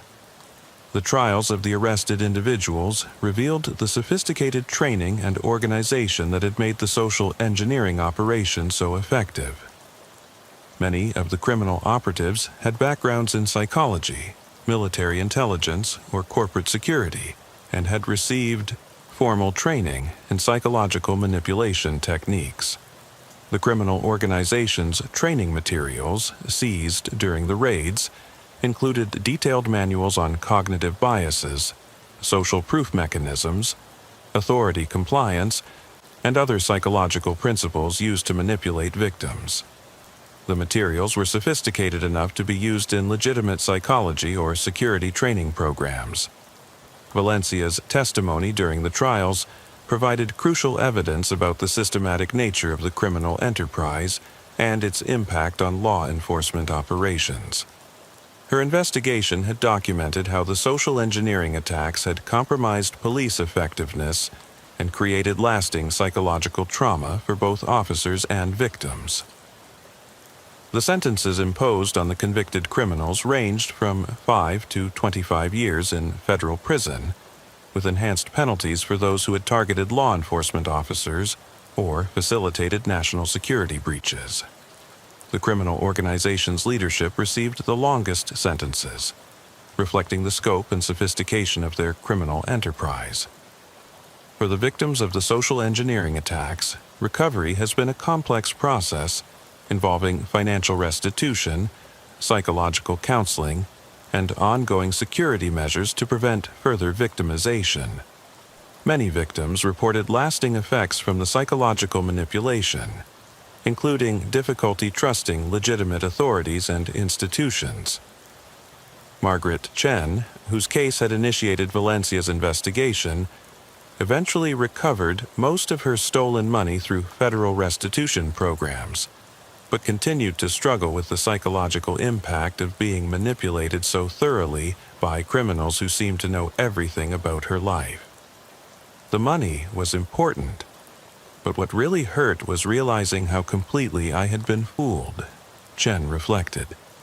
These people understood my psychology better than I understood it myself. They knew exactly what to say and how to say it to make me believe things that I should have known were impossible. Valencia was promoted to lieutenant and assigned to lead a new unit focused on preventing and investigating sophisticated fraud operations that target institutional security and public trust. Her work on the social engineering case has influenced law enforcement training programs nationwide and has contributed to new protocols for identifying and preventing psychological manipulation attacks. The Social Engineering Task Force was expanded and given additional resources to address the growing threat of psychological manipulation in criminal activities. The unit now works closely with federal agencies to identify and prevent criminal organizations that use sophisticated manipulation techniques to target both private citizens and government institutions. The social engineering case taught us that modern criminals understand psychology and human behavior in ways that traditional law enforcement training doesn't adequately address, Valencia explained in her final report. We need to understand how criminals use psychological manipulation, not just to steal money, but to infiltrate institutions, compromise security, and undermine public trust in legitimate authorities. The case has become a standard example in law enforcement training programs of how criminal organizations can use psychological manipulation to achieve objectives that traditional criminal methods cannot accomplish. It demonstrates the importance of understanding human psychology in modern policing, and the need for specialized training to identify and counter sophisticated manipulation techniques. For the LAPD, the case resulted in significant improvements to personnel security procedures, communication protocols, and training programs designed to help officers identify and resist social engineering attacks. The department implemented new verification procedures for internal communications and established protocols for confirming the legitimacy of investigative requests. Dr. Kim's ongoing research into the psychological techniques used by the criminal organization has contributed to new understanding of how institutional authority can be manipulated and exploited by individuals with sophisticated knowledge of human behavior.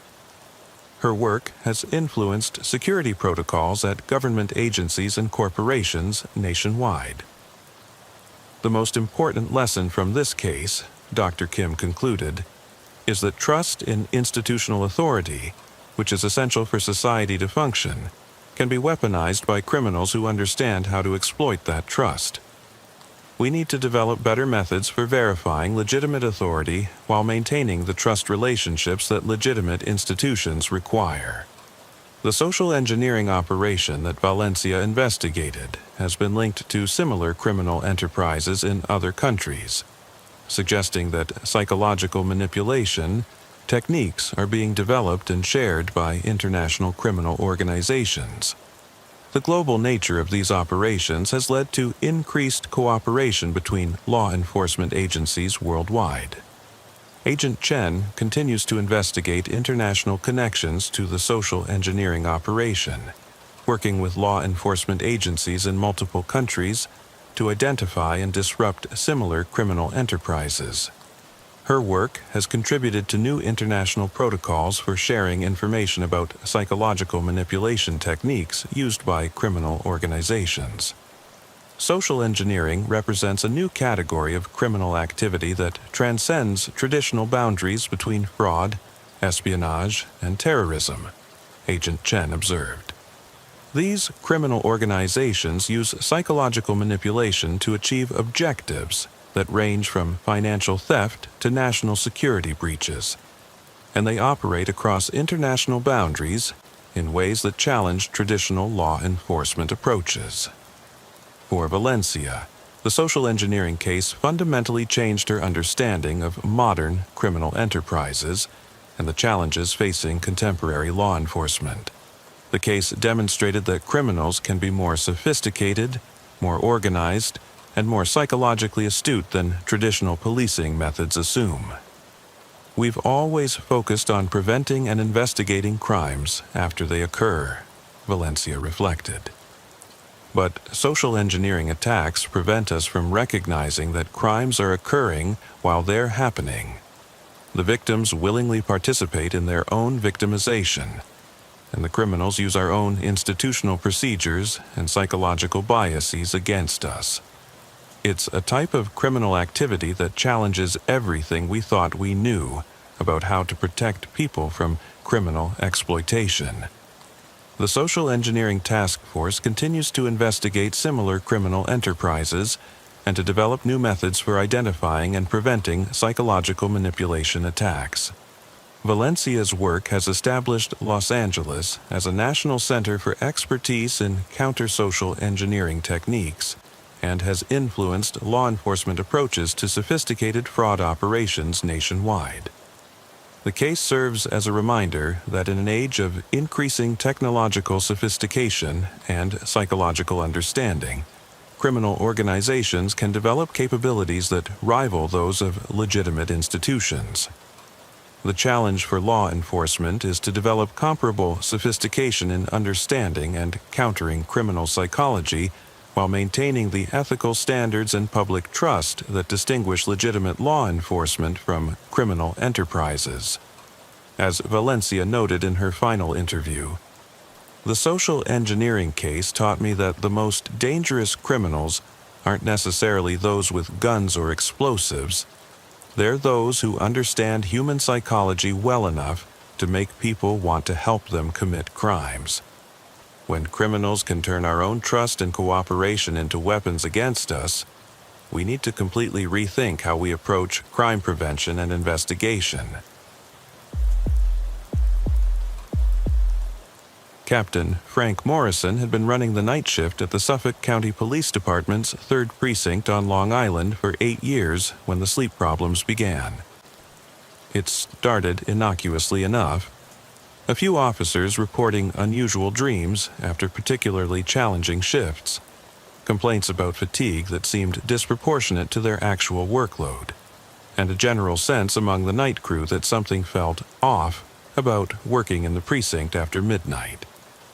Morrison initially attributed these concerns to the natural psychological strain of police work, particularly the disruption to circadian rhythms that came with permanent night duty. But by October 2017, the pattern had become impossible to ignore. 12 officers assigned to the night shift were reporting nearly identical sleep disturbances. Vivid, disturbing dreams that seemed to continue even after they woke up. Episodes of sleep paralysis while on duty, and most troubling, shared dream content that multiple officers described independently with remarkable consistency. The dreams always involved the precinct building itself. Officers reported walking through familiar corridors that somehow led to rooms that didn't exist in the actual building. Basement levels below the known basement, additional floors above the 2nd story, and office spaces that stretched beyond the building's physical dimensions. In these dream environments, officers encountered other police personnel who didn't match anyone currently or previously employed by the department, responding to calls that seemed urgent but made no logical sense, and handling cases that blended familiar police procedures with increasingly surreal circumstances. What made these reports particularly disturbing was their consistency. Officer Janet Reeves, a 7-year veteran, described encountering a detective in a basement interrogation room that she knew didn't exist, questioning a suspect about crimes that had happened next Tuesday. Officer Miguel Santos reported walking through what appeared to be an endless evidence storage room, where every box was labeled with his own name, but contained personal belongings he'd never owned. Most troubling was Officer David Kim's recurring dream of responding to radio calls from dispatch, only to realize that the voice giving him instructions was his own, speaking from some future version of himself that knew about incidents that hadn't yet occurred. Captain Morrison initially referred the affected officers to the department's Employee Assistance Program, assuming they were dealing with stress-related sleep disorders that would resolve with proper counseling and possibly sleep medication. But the psychological evaluations conducted by Dr. Elizabeth Harper, the department's consulting psychologist, revealed something far more complex than simple work-related stress. These officers aren't just having unusual dreams, Dr. Harper reported to Morrison after conducting extensive interviews. They're experiencing what appears to be shared lucid dreaming, with a consistency that defies conventional understanding of dream psychology. They're not just describing similar themes, they're describing identical environments, identical encounters, and in some cases, identical conversations with the same non-existent personnel. Dr. Harper's most unsettling finding was that the officers were experiencing these dreams while on duty. Several reported falling asleep at their desks or in their patrol cars for what felt like hours, only to discover that no time had passed according to their colleagues or the station clocks. Security footage confirmed this phenomenon. Cameras showed officers sitting motionless at their workstations or in their vehicles for extended periods. But the timestamps indicated these episodes lasted only seconds in real time. They're entering deep sleep states instantaneously and experiencing hours of dream time and moments of real time, Dr. Harper explained. This isn't medically possible under normal circumstances. Deep sleep cycles require sustained periods of unconsciousness, but these officers are dropping into REM sleep and back out in time frames that should only allow for microsleep episodes. The situation escalated when Officer Reeves reported that her dreams had begun to include specific information about actual ongoing investigations. In her dreams, she encountered the non-existent detective who provided detailed briefings about cases she was working on during her waking hours, including information that hadn't been available to her through normal investigative channels. When she followed up on these dream-provided leads, she found them to be accurate and helpful in resolving actual cases. The detective in my dreams knows things about these cases that I haven't learned yet. Reeves reported to Dr. Harper. He tells me where to find evidence, who to interview, what questions to ask. When I wake up and follow his suggestions, they work. I'm solving cases with information I'm getting from dreams about a person who doesn't exist. Morrison ordered an investigation into whether Reeves was receiving information through unofficial channels. Perhaps another detective was providing case details that she was incorporating into her dreams. But the information she was receiving went beyond what any single person in the department could have known. The dream detective was providing insights that required access to multiple ongoing investigations, forensic lab results that hadn't been completed, and witness statements that hadn't yet been taken. Other officers began reporting similar experiences. Officer Santos found that his dreams about the endless evidence room helped him locate misfiled physical evidence in the real precinct building. Officer Kim's dreams about receiving radio calls from his future self provided advance warning about emergency situations that would develop during his shifts. In each case, the dream content was proving useful in their actual police work, but in ways that defied rational explanation. Dr. Harper expanded her study to include sleep monitoring equipment, setting up a temporary sleep lab in an unused office within the precinct. Officers volunteered to be monitored during their shifts, allowing Dr. Harper to record their brain activity during the instantaneous sleep episodes. The results challenged her understanding of human neurology. These officers are achieving REM sleep faster than should be physiologically possible, Dr. Harper documented. Normal sleep cycles require 60 to 90 minutes to reach REM stages, but these subjects are entering REM sleep within 30 seconds of losing consciousness. More significantly, their REM activity shows patterns consistent with shared experiences. Multiple subjects monitored simultaneously show synchronized brainwave patterns during their sleep episodes. The synchronized brainwaves suggested that the officers weren't just having similar dreams. They were somehow sharing the same dream space.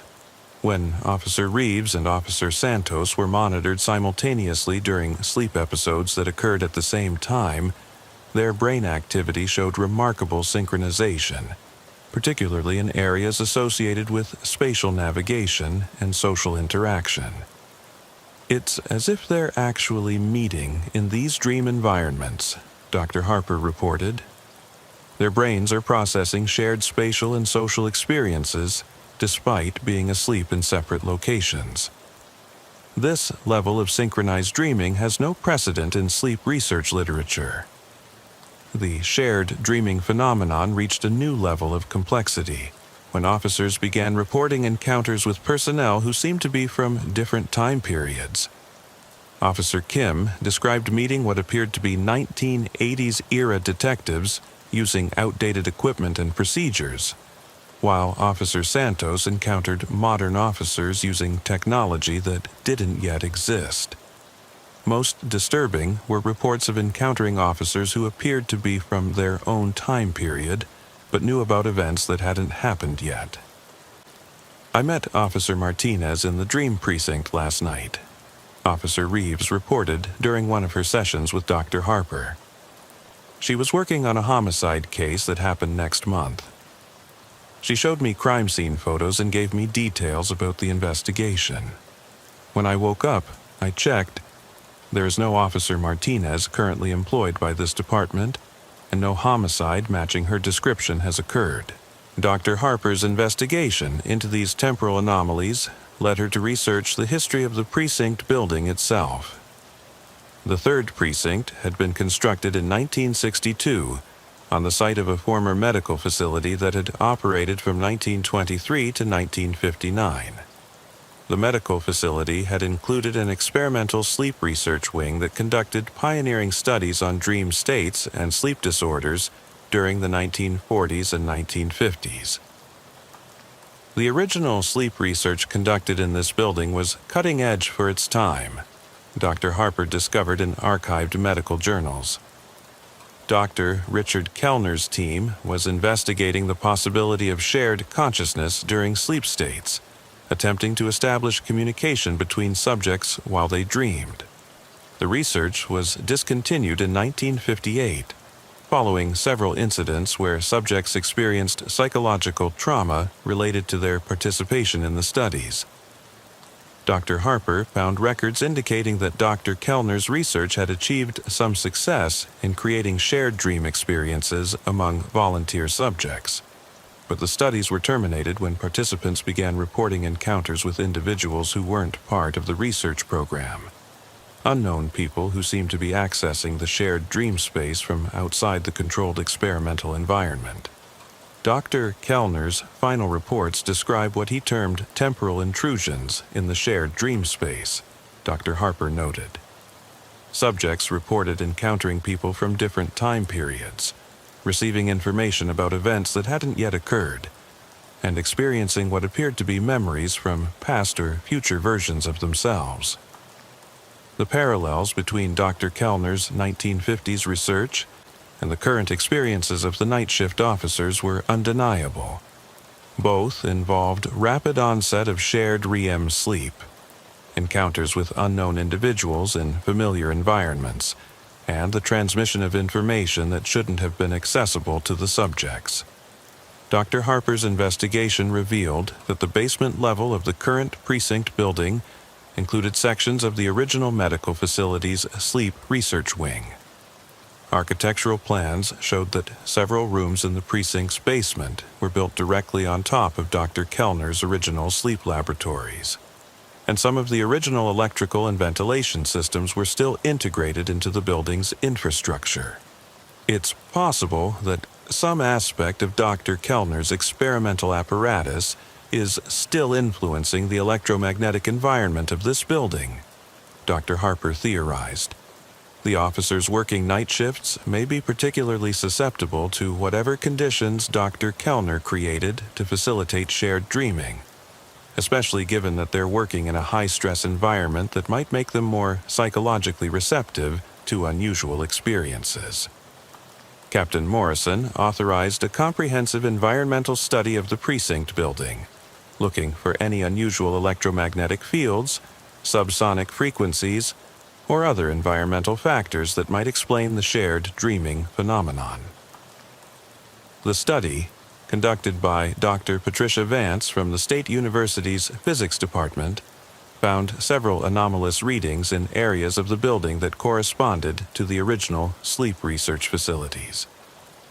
The basement areas show electromagnetic field patterns that don't match any standard building systems, Dr. Vance reported. There appear to be low-frequency emissions that could potentially influence brainwave patterns, particularly in individuals who are already predisposed to altered states of consciousness through fatigue or stress.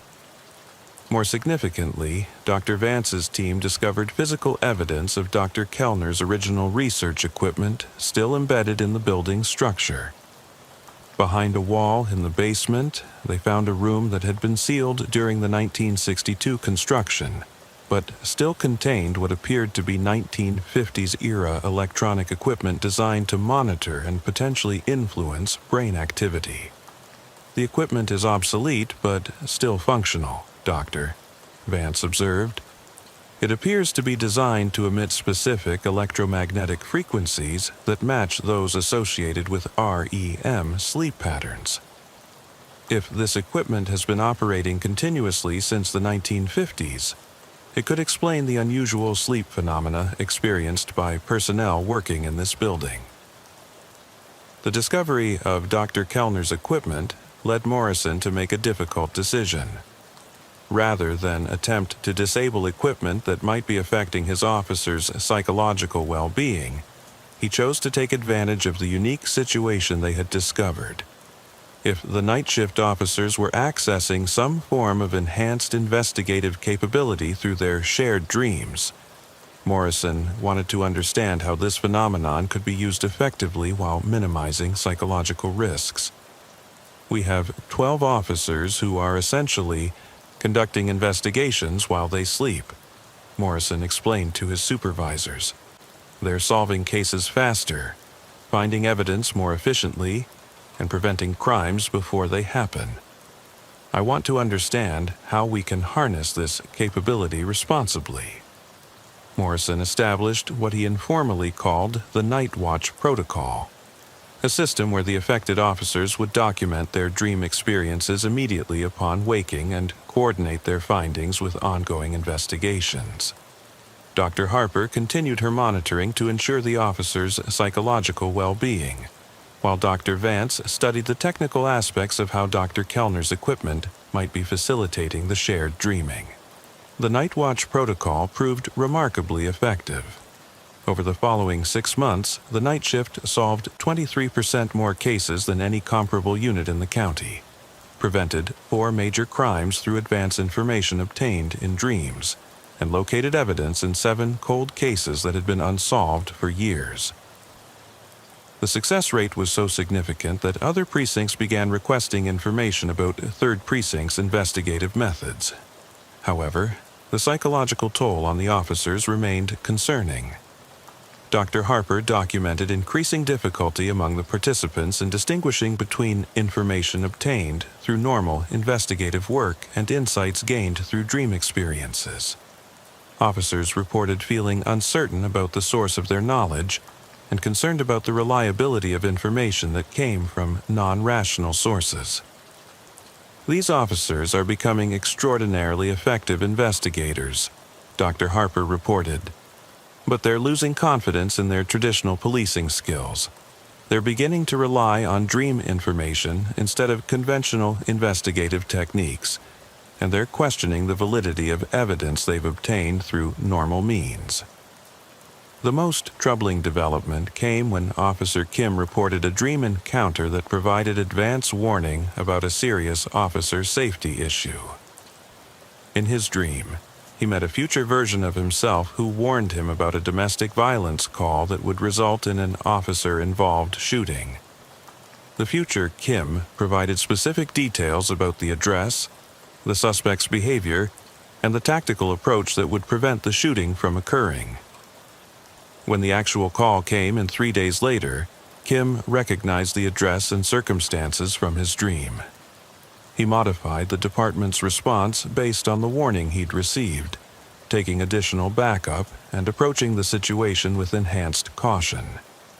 The result was a peaceful resolution to a situation that, according to Kim's dream, would have resulted in tragedy.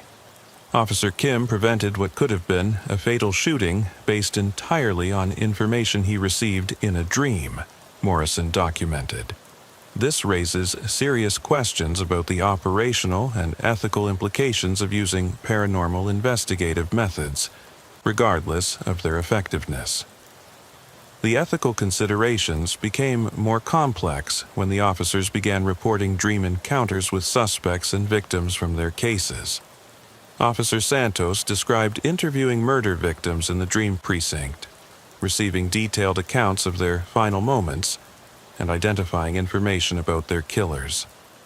Officer Reeves reported conducting interrogations with suspects who confessed to crimes in the dream environment, providing details that later proved accurate when she applied the information to real investigations.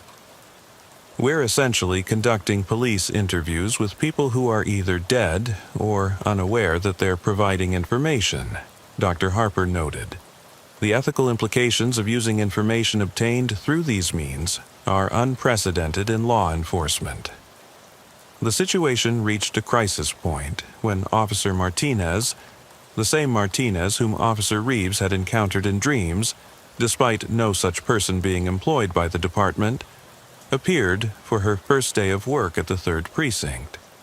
Martinez had been transferred from another precinct and assigned to the day shift.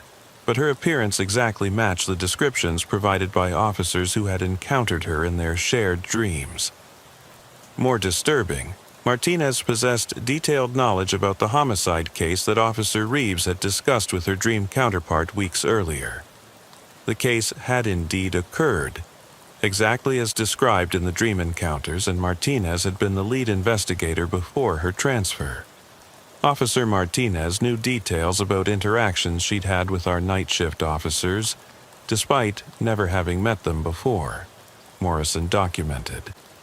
She described conversations that our officers remembered from their dreams, conversations that apparently occurred from Martinez's perspective while she was awake and working her regular duties at her previous assignment. Dr. Harper's interview with Martinez revealed that she had been experiencing her own unusual sleep phenomena at her previous precinct. Dreams about working with unfamiliar officers at a different station, handling cases that weren't part of her regular assignment, and providing guidance to personnel she didn't recognize. The temporal sequence suggested that Martinez had been experiencing the shared dream space from her location at a different precinct, weeks before her transfer to the 3rd precinct. Officer Martinez has been participating in the shared dream environment from a remote location, Dr. Harper concluded. This suggests that Dr. Kellner's equipment is creating a field effect that extends beyond this building, potentially connecting law enforcement personnel across multiple locations who are working under similar psychological and environmental conditions. The implications were staggering. If the shared dreaming phenomenon could connect officers across different precincts, it suggested a network of unconscious police work that spanned geographical boundaries.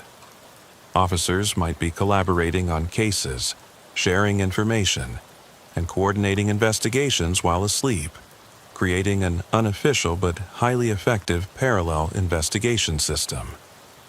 Morrison's final report on the Night Watch protocol recommended continued monitoring and research, but also expressed serious concerns about the long-term implications of officers whose investigative capabilities depended on phenomena they couldn't consciously control or fully understand. The effectiveness of these methods is undeniable, Morrison wrote, but we're asking officers to base life and death decisions on information obtained through dreams. We're creating a generation of police who may lose confidence in traditional investigative methods and become dependent on paranormal sources of information. Dr. Harper's ongoing research into the 3rd precinct phenomenon has contributed to new understanding of how environmental factors can influence collective human consciousness in high-stress professions. Her work has influenced protocols at other police departments for monitoring officer psychological well-being and investigating unusual workplace phenomena. The basement room containing Dr. Kellner's equipment remains sealed, but continues to operate. Dr. Vance's attempts to disable the equipment resulted in immediate cessation of the shared dreaming phenomenon, but also led to a dramatic decrease in the night shift's investigative effectiveness and an increase in officer safety incidents. Morrison made the decision to leave the equipment operational while continuing to monitor its effects. For the officers of the 3rd Precinct night shift, the shared dreaming has become an accepted part of their professional routine. They continue to solve cases through dream encounters, prevent crimes through advance information, and coordinate investigations with personnel they meet only in sleep. But they also struggle with fundamental questions about the nature of consciousness, the reliability of paranormal information, and the ethical implications of their enhanced capabilities. Officer Reeves, in her final interview with Dr. Harper, perhaps best captured the complex reality of their situation. I'm a better cop because of these dreams. I solve more cases, I help more people, I prevent more crimes. But I don't understand how any of it works, and I'm never sure if the information I'm acting on is real or just something my brain is creating. How do you do police work when your best source of information is something that shouldn't exist? The 3rd Precinct continues to operate with its enhanced investigative capabilities, its officers walking the line between rational police work and something that defies conventional understanding. And in the basement, Dr. Kellner's equipment continues its unknown function, connecting minds across time and space, facilitating a form of law enforcement that exists somewhere between consciousness and dream, between the possible and the impossible. Detective Amanda Foster had always been good with numbers. It's what made her perfect for the NYPD's newly formed Pattern Recognition Unit, a specialized division established in early 2021 to analyze crime data using advanced algorithmic modeling. The unit occupied a converted conference room on the 4th floor of One Police Plaza, equipped with state-of-the-art computers and direct access to every crime database in the 5 boroughs. Foster's job was to feed crime statistics into sophisticated software programs that would identify patterns, predict hotspots, and theoretically prevent crimes before they occurred. What Foster discovered in the data during her first month on the job would expose a conspiracy so vast and methodical that it challenged everything she thought she knew about crime, policing, and the nature of human behavior in New York City. The Pattern Recognition Unit had been the brainchild of Deputy Commissioner Robert Chen, who had convinced the mayor's office that predictive policing represented the future of law enforcement. Using algorithms developed by MIT researchers, the unit was tasked with analyzing crime patterns across temporal, geographical, and demographic variables to identify emerging trends before they became visible to traditional investigative methods. Foster, with her background in statistical analysis and 8 years of experience as a detective in Brooklyn's 78th Precinct, had been hand-selected for the unit. Her colleagues, Detective Marcus Williams from Queens and Detective Janet Rodriguez from the Bronx, brought similar analytical backgrounds and reputations for thoroughness that made them ideal candidates for the experimental program. The unit's first assignment was to analyze robbery patterns in Manhattan's Upper East Side, where there had been a 23% increase in street robberies over the past 6 months. Traditional investigation had yielded few leads, with the crimes appearing random and unconnected. Foster's job was to find the hidden patterns that human analysis had missed. Foster began by inputting every robbery report from the past year into the analysis software, along with weather data, economic indicators, demographic information, and even social media activity levels for the targeted areas. The algorithm was designed to process thousands of variables simultaneously, identifying correlations that would be impossible for human investigators to detect. The initial results were promising but unremarkable. The software identified optimal patrol times, geographic clustering patterns, and demographic profiles that aligned with existing police knowledge about robbery trends. But as Foster refined her parameters and extended the analysis period, she began to notice something that made her deeply uncomfortable. The robberies weren't random. They were following a pattern so precise and deliberate that it suggested coordination on a massive scale. Every robbery in the Upper East Side during the past 18 months had occurred within a specific geographic grid, with timing that corresponded to predetermined intervals, and with victim selection that followed demographic criteria so specific that it couldn't possibly be coincidental. "Marcus, look at this," Foster called to Detective Williams, pulling up a geographic display on her monitor. "I've plotted every robbery in the past year, and they're forming a perfect grid pattern. Look. Every incident is exactly 0.3 miles from the next, following north-south and east-west lines that divide the Upper East Side into precise rectangular zones."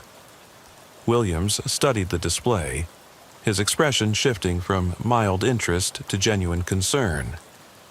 "That's not possible. Random street crime doesn't follow geometric patterns. Are you sure the data is correct?"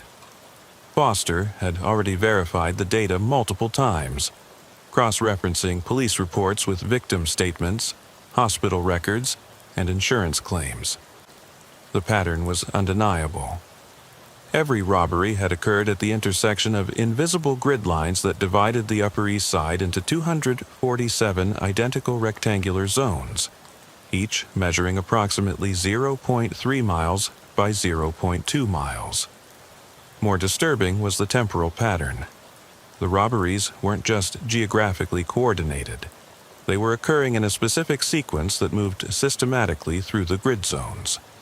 Starting from the northeast corner of the area, the robberies progressed in a serpentine pattern, moving south through each column before advancing to the next column to the west. "It's like someone is working their way through a checklist," Foster observed, tracing the progression pattern on her screen. "They're systematically hitting every zone in order, and they're about 73% complete with the grid." Detective Rodriguez joined the analysis, bringing up victim profiles on her computer. What she found added another layer of disturbing precision to the pattern. "The victims aren't random either," she reported. "In each grid zone, the robbery victim matches specific demographic criteria. Age, income level, profession, even physical characteristics follow consistent patterns. The victim selection criteria were so specific that they suggested the perpetrators had conducted extensive reconnaissance before each robbery. In Grid Zone A1, the victim was always a white male, aged 35 to 45, working in finance, carrying designer accessories. In Zone A2, the victim was consistently a white female, aged 28 to 38, working in fashion or media, carrying luxury handbags. The pattern continued across all completed zones with mathematical precision. "This isn't traditional crime," Foster concluded after analyzing the data for 3 weeks. "This is some kind of systematic operation with specific objectives that go beyond simple theft." Foster's team expanded their analysis to include the stolen items, discovering that the robbery targets weren't selecting valuable items randomly. Each robbery resulted in the theft of specific categories of objects: certain types of watches, particular brands of phones, specific models of wallets and purses. The stolen items appeared to be chosen based on criteria that had nothing to do with their monetary value. "They're not stealing the most valuable items," Williams observed, reviewing the theft inventory data. "They're stealing specific items that meet predetermined criteria. Some victims had much more valuable jewelry or electronics that were ignored in favor of less valuable items that matched the selection pattern." The investigation took an ominous turn when Foster realized that the grid pattern wasn't limited to the Upper East Side. Using the pattern recognition software to analyze robbery data from other Manhattan neighborhoods, she discovered that similar geometric patterns existed in Midtown, the financial district, and the Village. Each area was being systematically worked through using identical grid methodologies, but with different victim demographics and theft criteria. "We're looking at a coordinated operation that spans the entire borough," Foster reported to Deputy Commissioner Chen. "Multiple crews are working simultaneously in different neighborhoods, following identical organizational methods, but targeting different demographic groups and stealing different categories of items." Chen's reaction to Foster's findings was immediate and concerning. Instead of authorizing expanded investigation or coordination with other units, he instructed the Pattern Recognition Unit to limit their analysis to the original Upper East Side assignment and to avoid speculative expansion beyond their designated parameters. "Detective Foster, I appreciate your thoroughness, but the unit's mandate is specific," Chen explained during a private meeting. "We're tasked with analyzing the Upper East Side robberies, not with developing conspiracy theories about citywide crime coordination. Please focus your analysis on the assigned geographic area." Foster found Chen's response troubling, particularly given the clear evidence of a systematic operation that extended far beyond any single neighborhood. She decided to continue her expanded analysis during off hours, using her legitimate access to the crime databases to investigate the full scope of the pattern she had discovered. Working late nights and weekends, Foster mapped robbery patterns across all 5 boroughs, discovering that the systematic grid operations were active in 23 different neighborhoods. Each area was being worked through methodically, with different crews following identical organizational principles but targeting different demographic groups and stealing different categories of items. The scope of the operation was staggering. Foster estimated that over 1,200 robberies during the past 18 months were part of the coordinated grid system, involving dozens of different crews working in precise coordination across the city. The level of organization required suggested involvement by a large criminal organization with sophisticated planning capabilities and extensive intelligence-gathering resources. More troubling was Foster's discovery that the robbery crews seemed to have detailed advance information about their targets. Analysis of victim schedules showed that robberies consistently occurred when targets were carrying the specific items the crews were seeking, suggesting surveillance capabilities that went far beyond simple street-level observation. They know exactly when each target will be carrying the items they want, Foster documented in her private notes. This requires advanced intelligence about victim behavior, work schedules, shopping patterns, and social activities. They're not opportunistic street criminals. They're conducting targeted operations based on comprehensive surveillance. Foster's investigation revealed that the stolen items were being selected based on criteria that suggested they weren't destined for traditional fencing operations.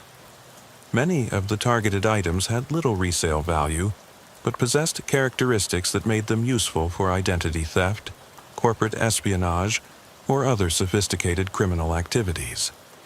Stolen phones were consistently newer models with specific security features. Stolen wallets always contained particular types of credit cards and identification documents. Stolen watches and jewelry were always items that could be used to establish credible false identities for individuals matching the demographic profiles of the robbery victims. This isn't about money, Foster realized. They're stealing identity components, items that allow them to impersonate specific demographic groups for purposes we haven't identified yet.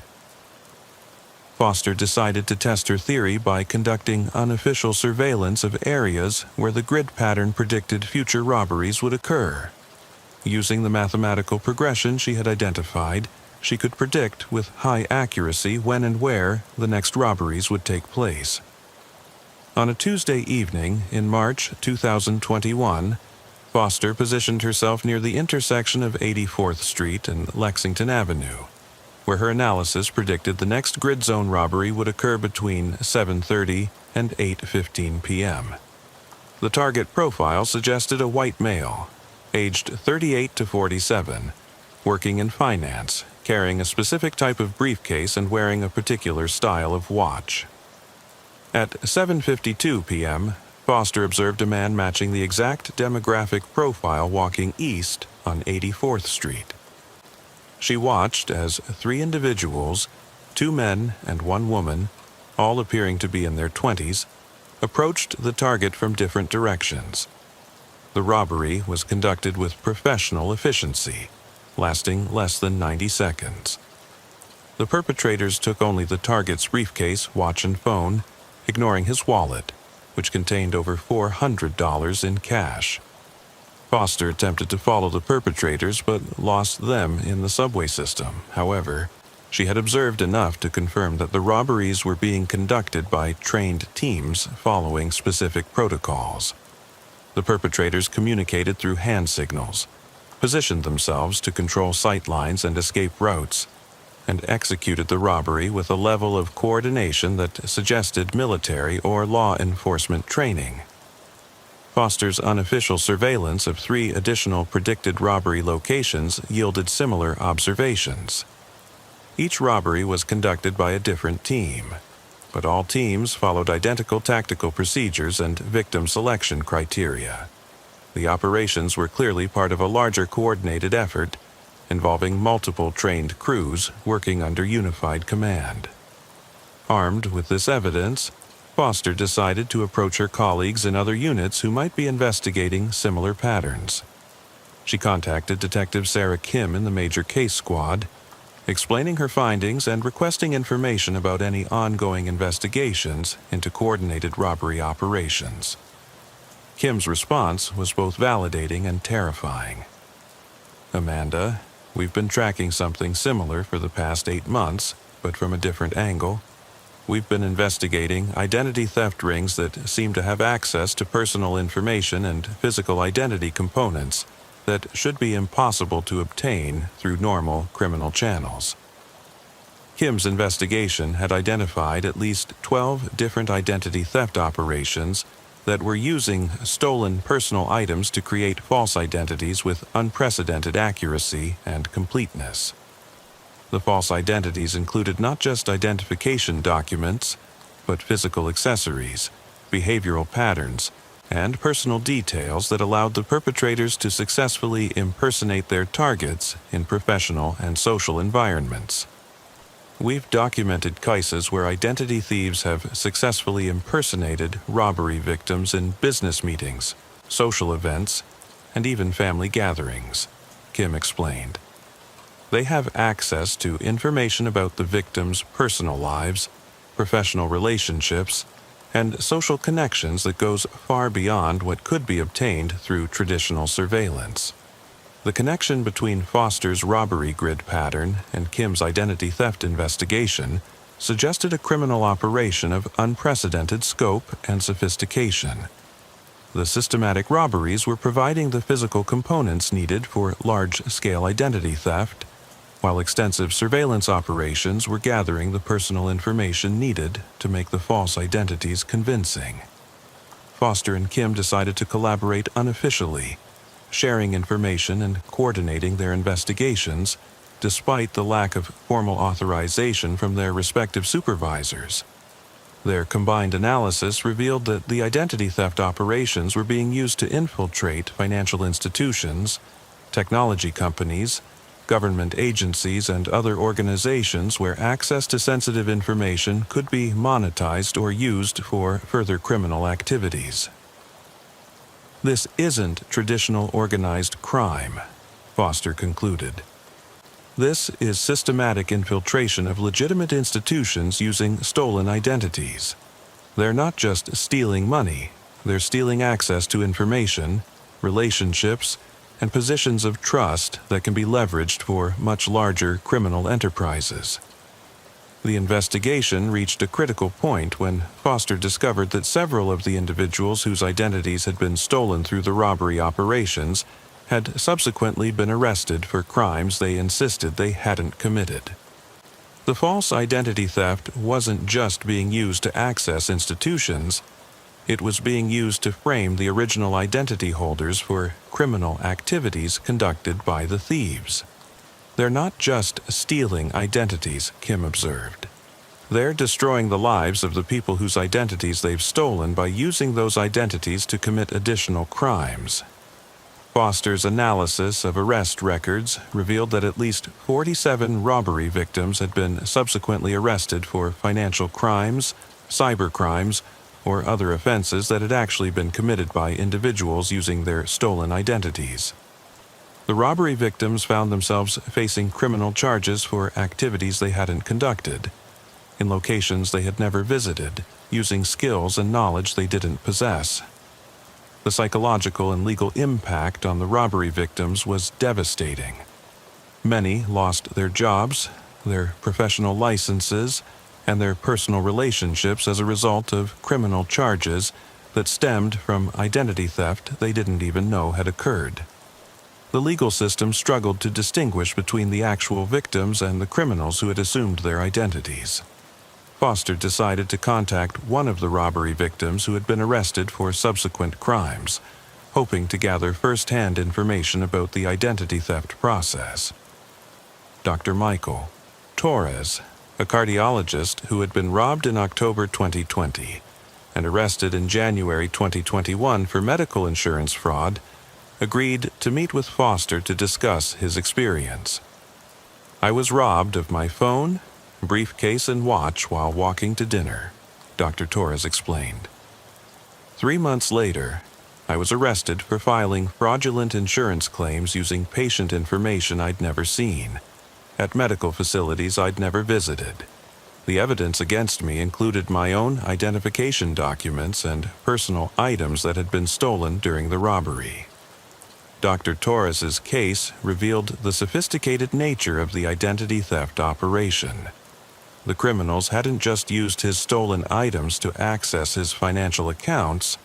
They had used his medical credentials to establish a fraudulent practice, created false patient records, and filed insurance claims for services that had never been provided.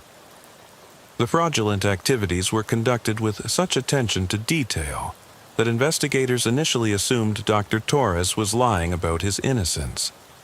They knew things about my medical background, my professional relationships, and my personal life that should have been impossible for strangers to discover, Dr. Torres continued. They conducted the fraudulent medical practice using my identity with such accuracy that colleagues and patients believed they were interacting with me.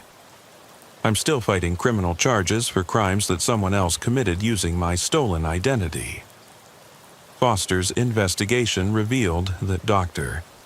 Torres's experience was typical of the robbery victims who'd been targeted by the identity theft operations. In each case, the criminals had conducted extensive research on their targets before the robbery, gathering enough personal and professional information to successfully impersonate them for extended periods. The level of research required suggested that the criminal organization had access to databases, surveillance capabilities, and information-gathering resources that rivaled those of law enforcement agencies. They were able to obtain personal information, professional credentials, and social connections that should have been protected by privacy laws and security protocols. Foster shared her findings with Detective Kim, and together they began to investigate how the criminal organization was obtaining such comprehensive information about their targets. Their analysis suggested that the organization had infiltrated multiple legitimate businesses, government agencies, and information services, using insider access to gather intelligence about potential robbery and identity theft targets. "This isn't just a criminal organization," Kim concluded. "This is a systematic infiltration of legitimate institutions that has created a parallel intelligence network capable of gathering detailed information about private citizens and using that information to facilitate large-scale criminal activities." The investigation took a dangerous turn when Foster discovered that several law enforcement officers had been targeted by the robbery operations. 3 detectives from different precincts had been robbed using the same grid pattern methodology, and their stolen identities had been used to access police databases, evidence storage facilities, and ongoing investigations. The infiltration of law enforcement through stolen identities explained how the criminal organization was able to conduct their operations with such precision and avoid detection. By using stolen police identities to access internal databases and investigative information, they could stay ahead of law enforcement efforts to identify and stop their activities. Foster realized that her own investigation might be compromised if criminals using stolen police identities had access to internal communications and investigation reports. She decided to conduct her investigation using secure external communications and to limit her documentation to personal devices that weren't connected to police networks. The paranoia proved justified when Foster discovered that her pattern recognition unit computer had been accessed remotely during off hours, with someone using legitimate administrative credentials to review her analysis files. The access logs showed that her investigation into the citywide robbery patterns had been monitored by someone with high-level access to NYPD computer systems. Foster reported the unauthorized access to internal affairs, but was told that the access had been authorized by Deputy Commissioner Chen as part of routine oversight of unit activities. Chen's explanation didn't address why the access had occurred during off hours, or why Foster hadn't been notified of the review.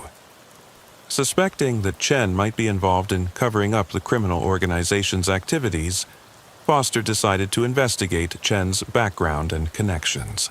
What she discovered added a new layer of corruption to the already complex criminal conspiracy.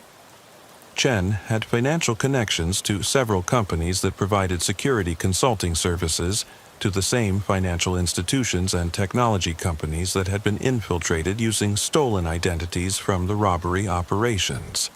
His consulting fees and stock holdings suggested that he had significant financial incentives to prevent law enforcement from identifying and stopping the identity theft operations. More troubling was Foster's discovery that Chen had been instrumental in establishing the pattern recognition unit, with specific parameters that limited its analysis to individual neighborhoods rather than citywide patterns. The unit's restricted mandate ensured that investigators would not identify the scope of the coordinated robbery operations. Chen designed the pattern recognition unit to prevent us from discovering what we actually discovered, Foster realized. He wanted crime analysis that would identify small-scale patterns without revealing the large-scale conspiracy that he's connected to. Foster decided that she needed to take her findings outside the NYPD, contacting the FBI's White-Collar Crime Division to report the identity theft conspiracy and the potential corruption within the department. Special Agent Lisa Park, who specialized in large-scale financial crimes, agreed to meet with Foster to review her evidence. Agent Park's initial reaction to Foster's findings was skeptical, but as Foster presented her data analysis, surveillance observations, and documentation of the institutional infiltration, Park's expression shifted to serious concern.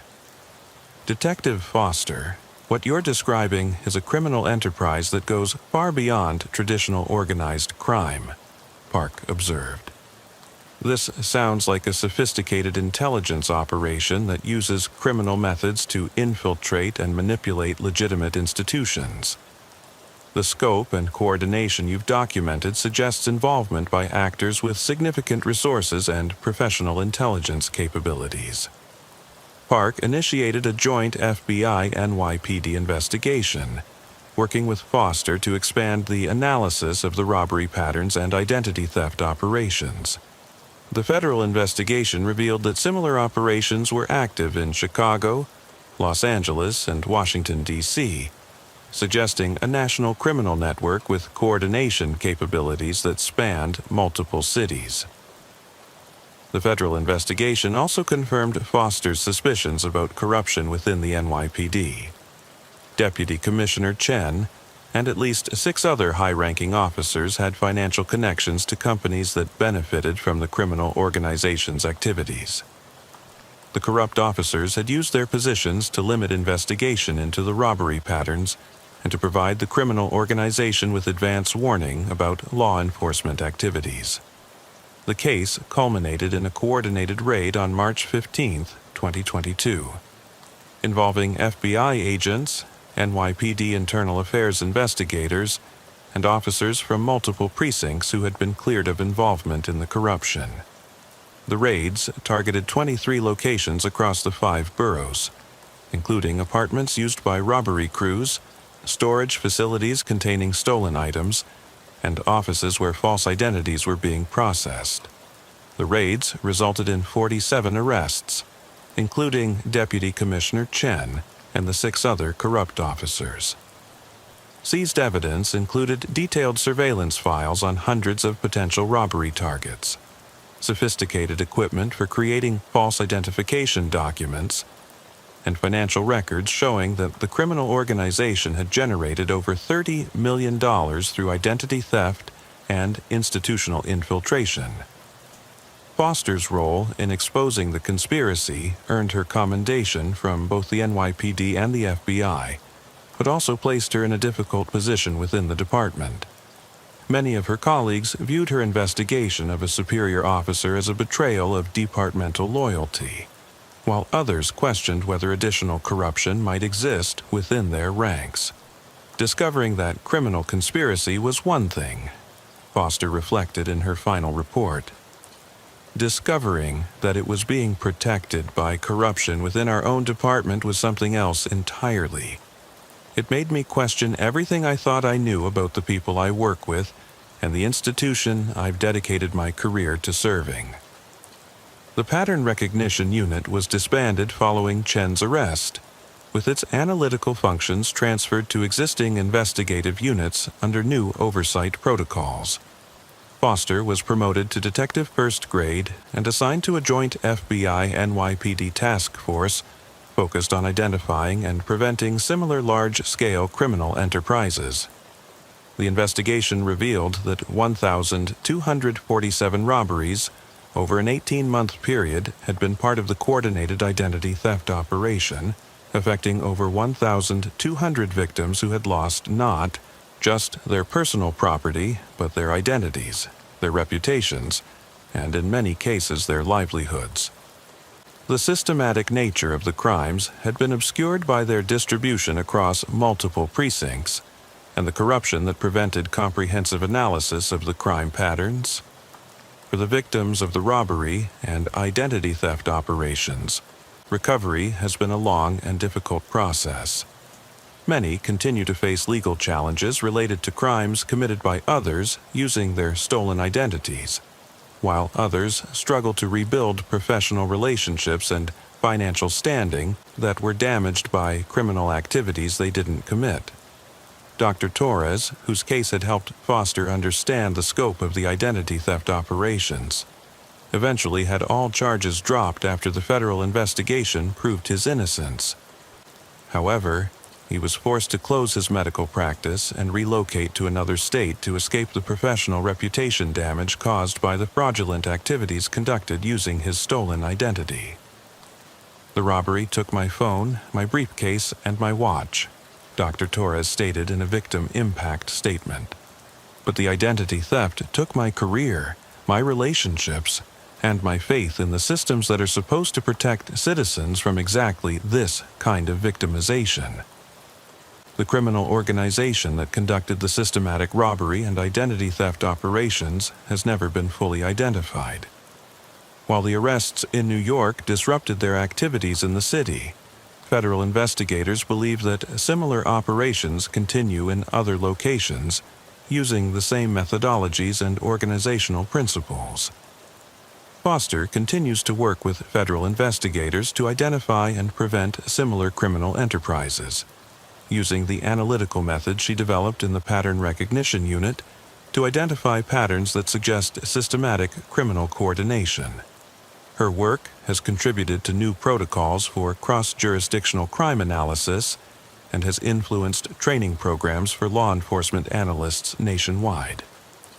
The most important thing I learned from this case, Foster concluded in her testimony before a congressional committee investigating organized crime, is that criminals can be more organized, more systematic, and more sophisticated than we give them credit for. When we limit our analysis to individual incidents or small geographic areas, we miss the larger patterns that reveal the true scope of criminal enterprises. Modern criminals understand that our investigative methods are compartmentalized, and they use that knowledge to conduct large-scale operations that remain invisible to traditional law enforcement approaches. The pattern recognition case has become a standard example in law enforcement training programs of how modern criminal organizations can exploit the boundaries between different investigative units and jurisdictions to conduct systematic criminal activities that remain undetected for extended periods. It demonstrates the importance of comprehensive crime analysis and the dangers of corruption that can prevent effective investigation of sophisticated criminal enterprises. For the NYPD, the case resulted in significant reforms to oversight protocols, investigative coordination, and corruption prevention measures. The department implemented new requirements for cross-unit information sharing, and established independent oversight of analytical units to prevent the kind of corruption that had protected the criminal organization for 18 months. The systematic grid pattern that Foster discovered continues to be studied by criminologists and law enforcement analysts as an example of how mathematical precision can be applied to criminal activities. The level of organization and coordination required to conduct 1,247 robberies following geometric patterns while maintaining operational security represents a new category of criminal enterprise that challenges traditional assumptions about the capabilities and sophistication of organized crime. In her final interview before retiring from active investigation to focus on training and education, Foster reflected on the broader implications of the case. We've always assumed that criminals are reactive, opportunistic, and disorganized compared to law enforcement. This case taught me that we can't afford to make those assumptions anymore. Modern criminal organizations can be as systematic, as analytical, and as technologically sophisticated as any legitimate institution. If we're going to protect people from these kinds of enterprises, we need to be more systematic and more analytical than they are. Detective Ray Castellanos discovered the discrepancy on a Tuesday morning in November 2018, buried in the routine quarterly audit of the Chicago Police Department's 14th District Evidence Storage Facility.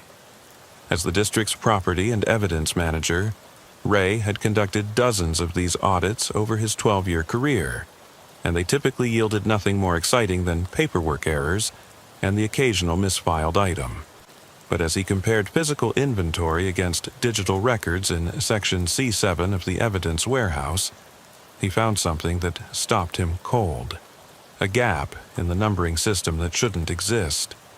Evidence items were cataloged sequentially, with no breaks in the numerical progression. Every item received a unique identifier, CPD-14, followed by the year and an ascending number. The system was designed to prevent gaps, ensuring that no evidence could be removed without leaving a digital footprint.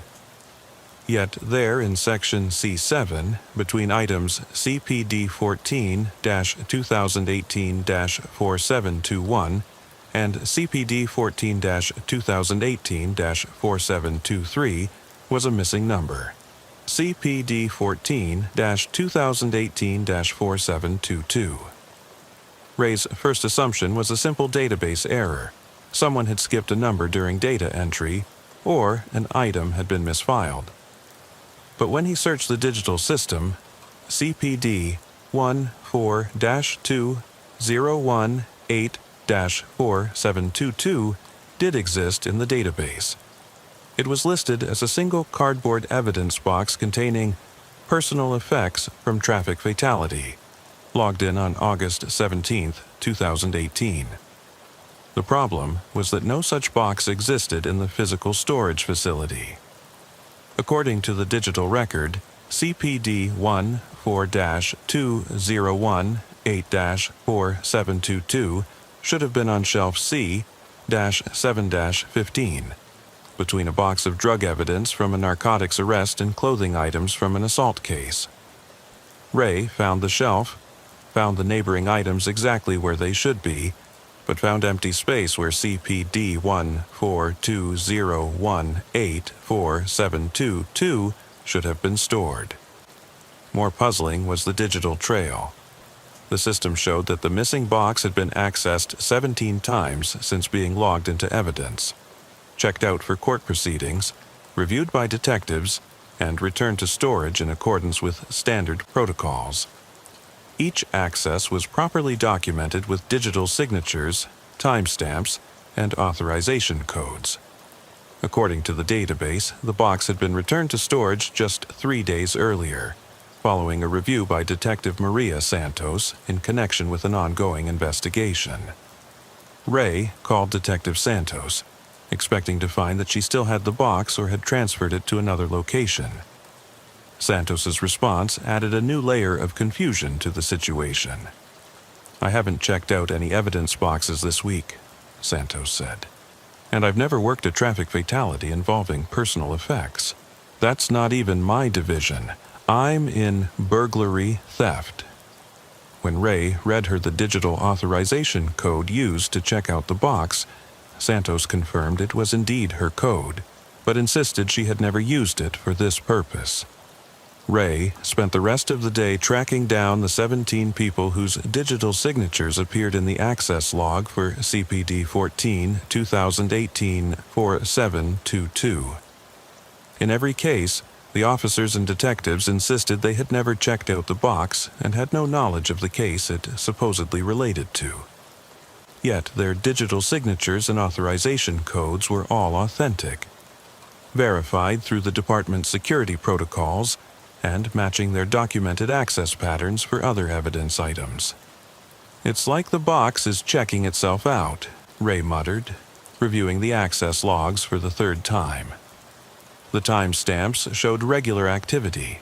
The missing box was being accessed more frequently than most items in storage, handled by officers who insisted they'd never seen it, for a case that no one could identify.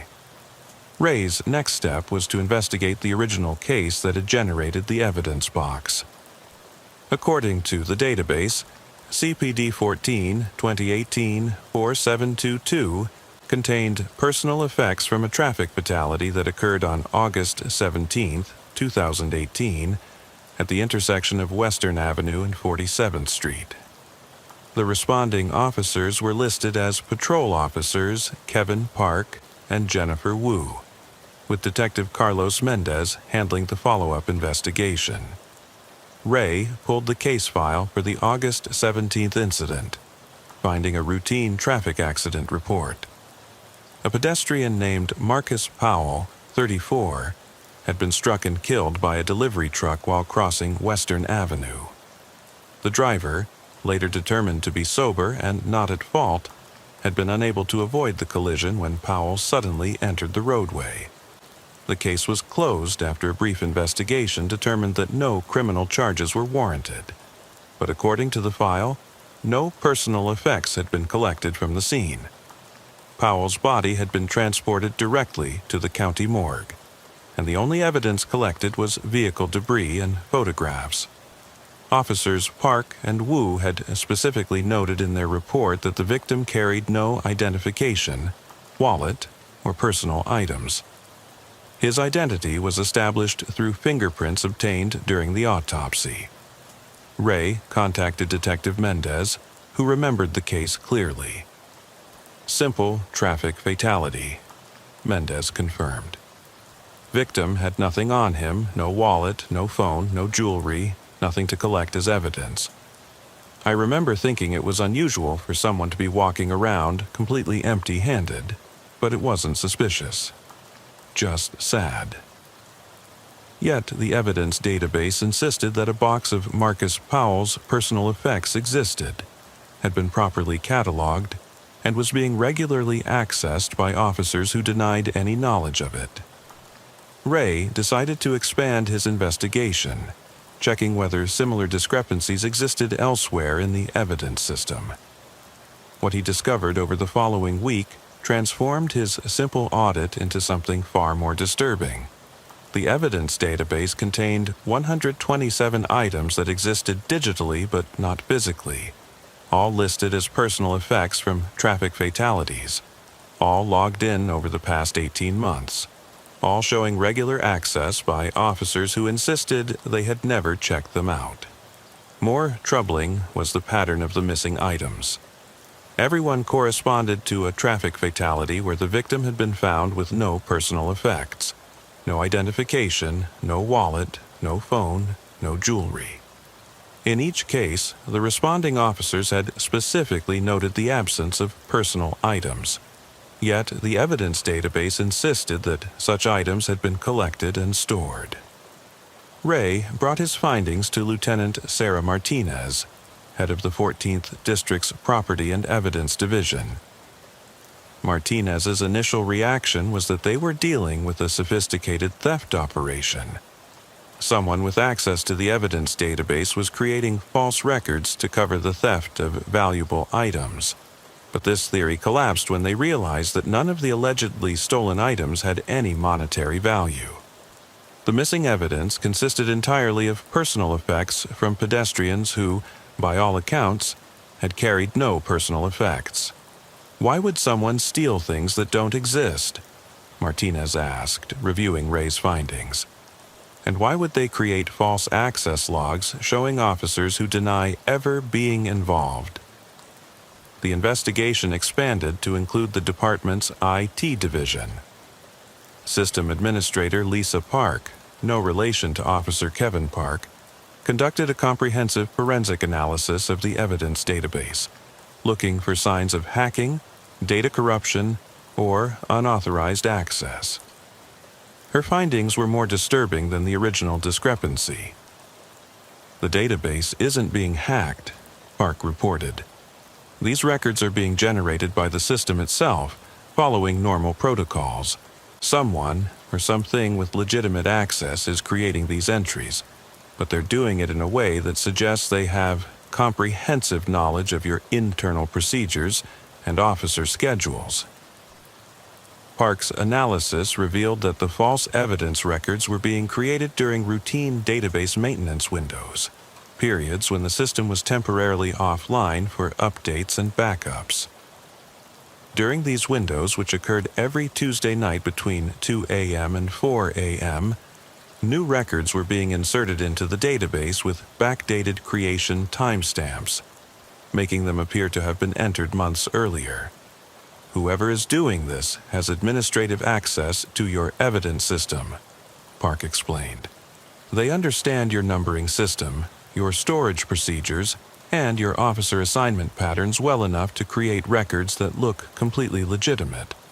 But they're creating records for evidence that doesn't exist, related to cases where such evidence was never collected." Lieutenant Martinez ordered a review of all personnel with administrative access to the evidence database. The list was short: Ray Castellanos, Martinez herself, Property Room Supervisor Janet Coleman, and IT Administrator Lisa Park. None of them had been working during the Tuesday night maintenance windows when the false records were being created.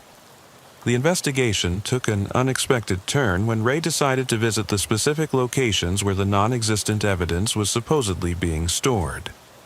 Starting with the missing box CPD 14-201-8-4722, he went to shelf C-7-15, where the system insisted it should be located. What he found challenged his understanding of the entire situation. The shelf space where the box should have been stored was not simply empty. It was configured as if a box-sized item had been stored there. The shelf showed an indentation in the dust pattern consistent with a cardboard evidence box. The items on either side were positioned as they would be if they had been moved aside to accommodate a box. Most unsettling, when Ray measured the space, it was exactly the right size for a standard evidence storage box. Ray tested this observation by visiting other locations where non-existent evidence was supposedly stored. In every case, he found similar evidence of phantom storage: dust patterns, positioning of adjacent items, even wear marks on shelves that suggested boxes had been regularly removed and replaced. The physical storage facility showed clear signs that items existed in these locations, even though no items were visible. This discovery led Ray to a disturbing hypothesis. What if the evidence did exist, but was somehow invisible or intangible? What if the regular access logs reflected real checkouts of real items that could be handled by some people, but not seen by others? To test this theory, Ray arranged to observe one of the scheduled checkouts. According to the database, CPD 14-2018-4722 was scheduled to be checked out by Detective Santos on Thursday, November 15th, at 2:30 p.m. Santos had again insisted she had no plans to check out any evidence that day and had never worked the case in question. At 2:30 p.m., Ray positioned himself in the evidence storage facility to observe shelf C, 715. Santos did not appear. No one entered the storage area. But at exactly 2:30 p.m., the database logged a successful checkout of CPD 14-2018-4722 to Detective Santos, complete with her digital signature and authorization code. Even more disturbing, when Ray examined the shelf after the logged checkout, the dust pattern had changed. The indentation where the box had supposedly been stored was gone, as if someone had indeed removed a box from that location. Ray immediately called Santos, finding her at her desk in the burglary division. She insisted she had been working on case files all afternoon and had not left her desk. Security footage confirmed that Santos had not visited the evidence storage facility that day. Yet the database insisted she had checked out the non-existent box, and the physical evidence suggested something had indeed been removed from the shelf. The case reached a crisis point when Ray discovered that the phantom evidence items were being used in actual court proceedings. A search of court records revealed that CPD 14-2018, 4722, and 12 other non-existent evidence items had been submitted as exhibits in various legal proceedings over the past 6 months. In each case, attorneys, judges, and court officials had documented handling and examining the evidence items that Ray knew did not physically exist. Ray attended one of these court sessions, a civil proceeding where CPD 14-2018-4722 was scheduled to be presented as evidence. He watched as the prosecuting attorney approached the evidence table, handled what appeared to be an empty space, and presented it to the jury as the victim's personal effects recovered from the scene. The jury members nodded, as if they could see the evidence Ray knew wasn't there. The judge made notes about the evidence's relevance to the case. Only Ray seemed unable to see what everyone else in the courtroom was seeing. Dr. Marcus Chen, a forensic psychologist specializing in perception disorders, was brought in to evaluate Ray's condition. Chen's initial assessment suggested that Ray might be suffering from a rare neurological condition affecting his ability to perceive certain visual stimuli, but comprehensive medical testing found no physical or psychological abnormalities that could explain Ray's inability to see evidence that others consistently reported handling. Detective Castellanos appears to be neurologically and psychologically normal, Dr. Chen reported. His inability to perceive these evidence items cannot be explained by any known medical condition. This suggests either that the items exist in some way that defies normal perception, or that everyone else involved is experiencing a shared delusion of remarkable consistency and detail. The shared delusion theory gained support when Dr. Chen interviewed other personnel involved in handling the phantom evidence. Each person provided detailed, consistent descriptions of the missing items, despite the fact that no such items had ever been collected or cataloged. They described Marcus Powell's wallet, containing $23 in cash and a disabled transit card, a cell phone, an older model with a cracked screen, and a wristwatch, analog with a black leather strap and a stopped mechanism. These descriptions were remarkably specific and consistent across multiple witnesses, yet they described items that had demonstrably not been collected from Powell's body. The responding officers had specifically documented that Powell carried no personal effects, and the medical examiner had confirmed this observation. What we're seeing, Dr. Chen concluded, is either a collective false memory involving dozens of law enforcement and court personnel, or we're dealing with evidence that exists in some state that Detective Castellanos cannot perceive, but that appears real and consistent to everyone else involved. The investigation reached its conclusion when Ray made a decision that would end his career in law enforcement. Unable to reconcile the discrepancy between what the database recorded, what his colleagues reported, and what he could physically observe, Ray broke into the evidence storage facility after hours to conduct his own experiment. Using a video camera, Ray recorded himself searching shelf C715 for CPD 14, 2018-4722. The recording clearly showed him reaching into an empty space, finding nothing, and confirming that no box was present. But when he reviewed the footage the next morning, the video showed him handling a cardboard evidence box, examining its contents, and returning it to the shelf. According to the video evidence Ray had shot himself, the box existed and contained exactly the items other witnesses had described: Marcus Powell's wallet, phone, and wristwatch. The video showed Ray handling these items, examining them, and even reading aloud from cards in Powell's wallet, words that did not appear on the audio track Ray remembered recording. "I either filmed myself handling evidence I couldn't see," Ray wrote in his final report, "or the recording equipment captured something that wasn't there. Either way, I can no longer trust my own perceptions enough to continue working in law enforcement." Ray submitted his resignation on November 30th, 2018. His final report recommended a complete audit of the evidence database and additional psychological evaluations for all personnel involved in evidence handling.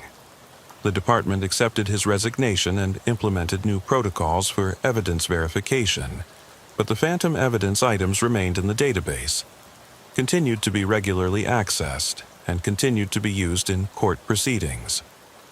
Lieutenant Martinez, who took over Ray's responsibilities, found herself able to see and handle the evidence items that Ray had been unable to perceive.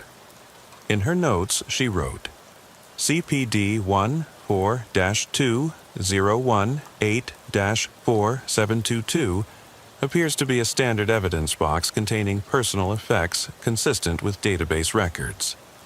Detective Castellanos' inability to perceive these items remains unexplained, but does not appear to indicate any systematic problems with evidence storage or database integrity." Dr. Chen's ongoing research into Ray's case has contributed to new understanding of perception-based evidence handling issues in law enforcement. His work suggests that certain individuals may be neurologically incapable of perceiving evidence related to specific types of traumatic events, a condition he terms selective evidence blindness. For Ray Castellanos, the case represents a fundamental break with reality that he has never been able to reconcile. In a follow-up interview 6 months after his resignation, he stated, "I spent 12 years as a cop, handling evidence, processing crime scenes, dealing with facts and physical proof. But those evidence boxes taught me that reality isn't as solid as we like to think. If I can't see something that everyone else insists is there, if my own video camera records me handling things I know I never touched, then what else might I be missing? What else might be there, right in front of me, that I just can't see?" The phantom evidence items remain active in the Chicago Police Department's database, regularly accessed and used in court proceedings. The shelves where Ray could never see them continue to show signs of regular use, and dozens of law enforcement and court personnel continue to handle and examine items that, by all logical analysis, should not exist. Marcus Powell's personal effects, the wallet, phone, and watch that were never found on his body, sit in evidence storage, cataloged and accessible, visible to everyone except the one man whose job was to keep track of them. And somewhere in that discrepancy between what should be and what is, between what one person can see and what everyone else perceives, lies a mystery that challenges the fundamental assumptions of evidence, perception, and reality in modern law enforcement.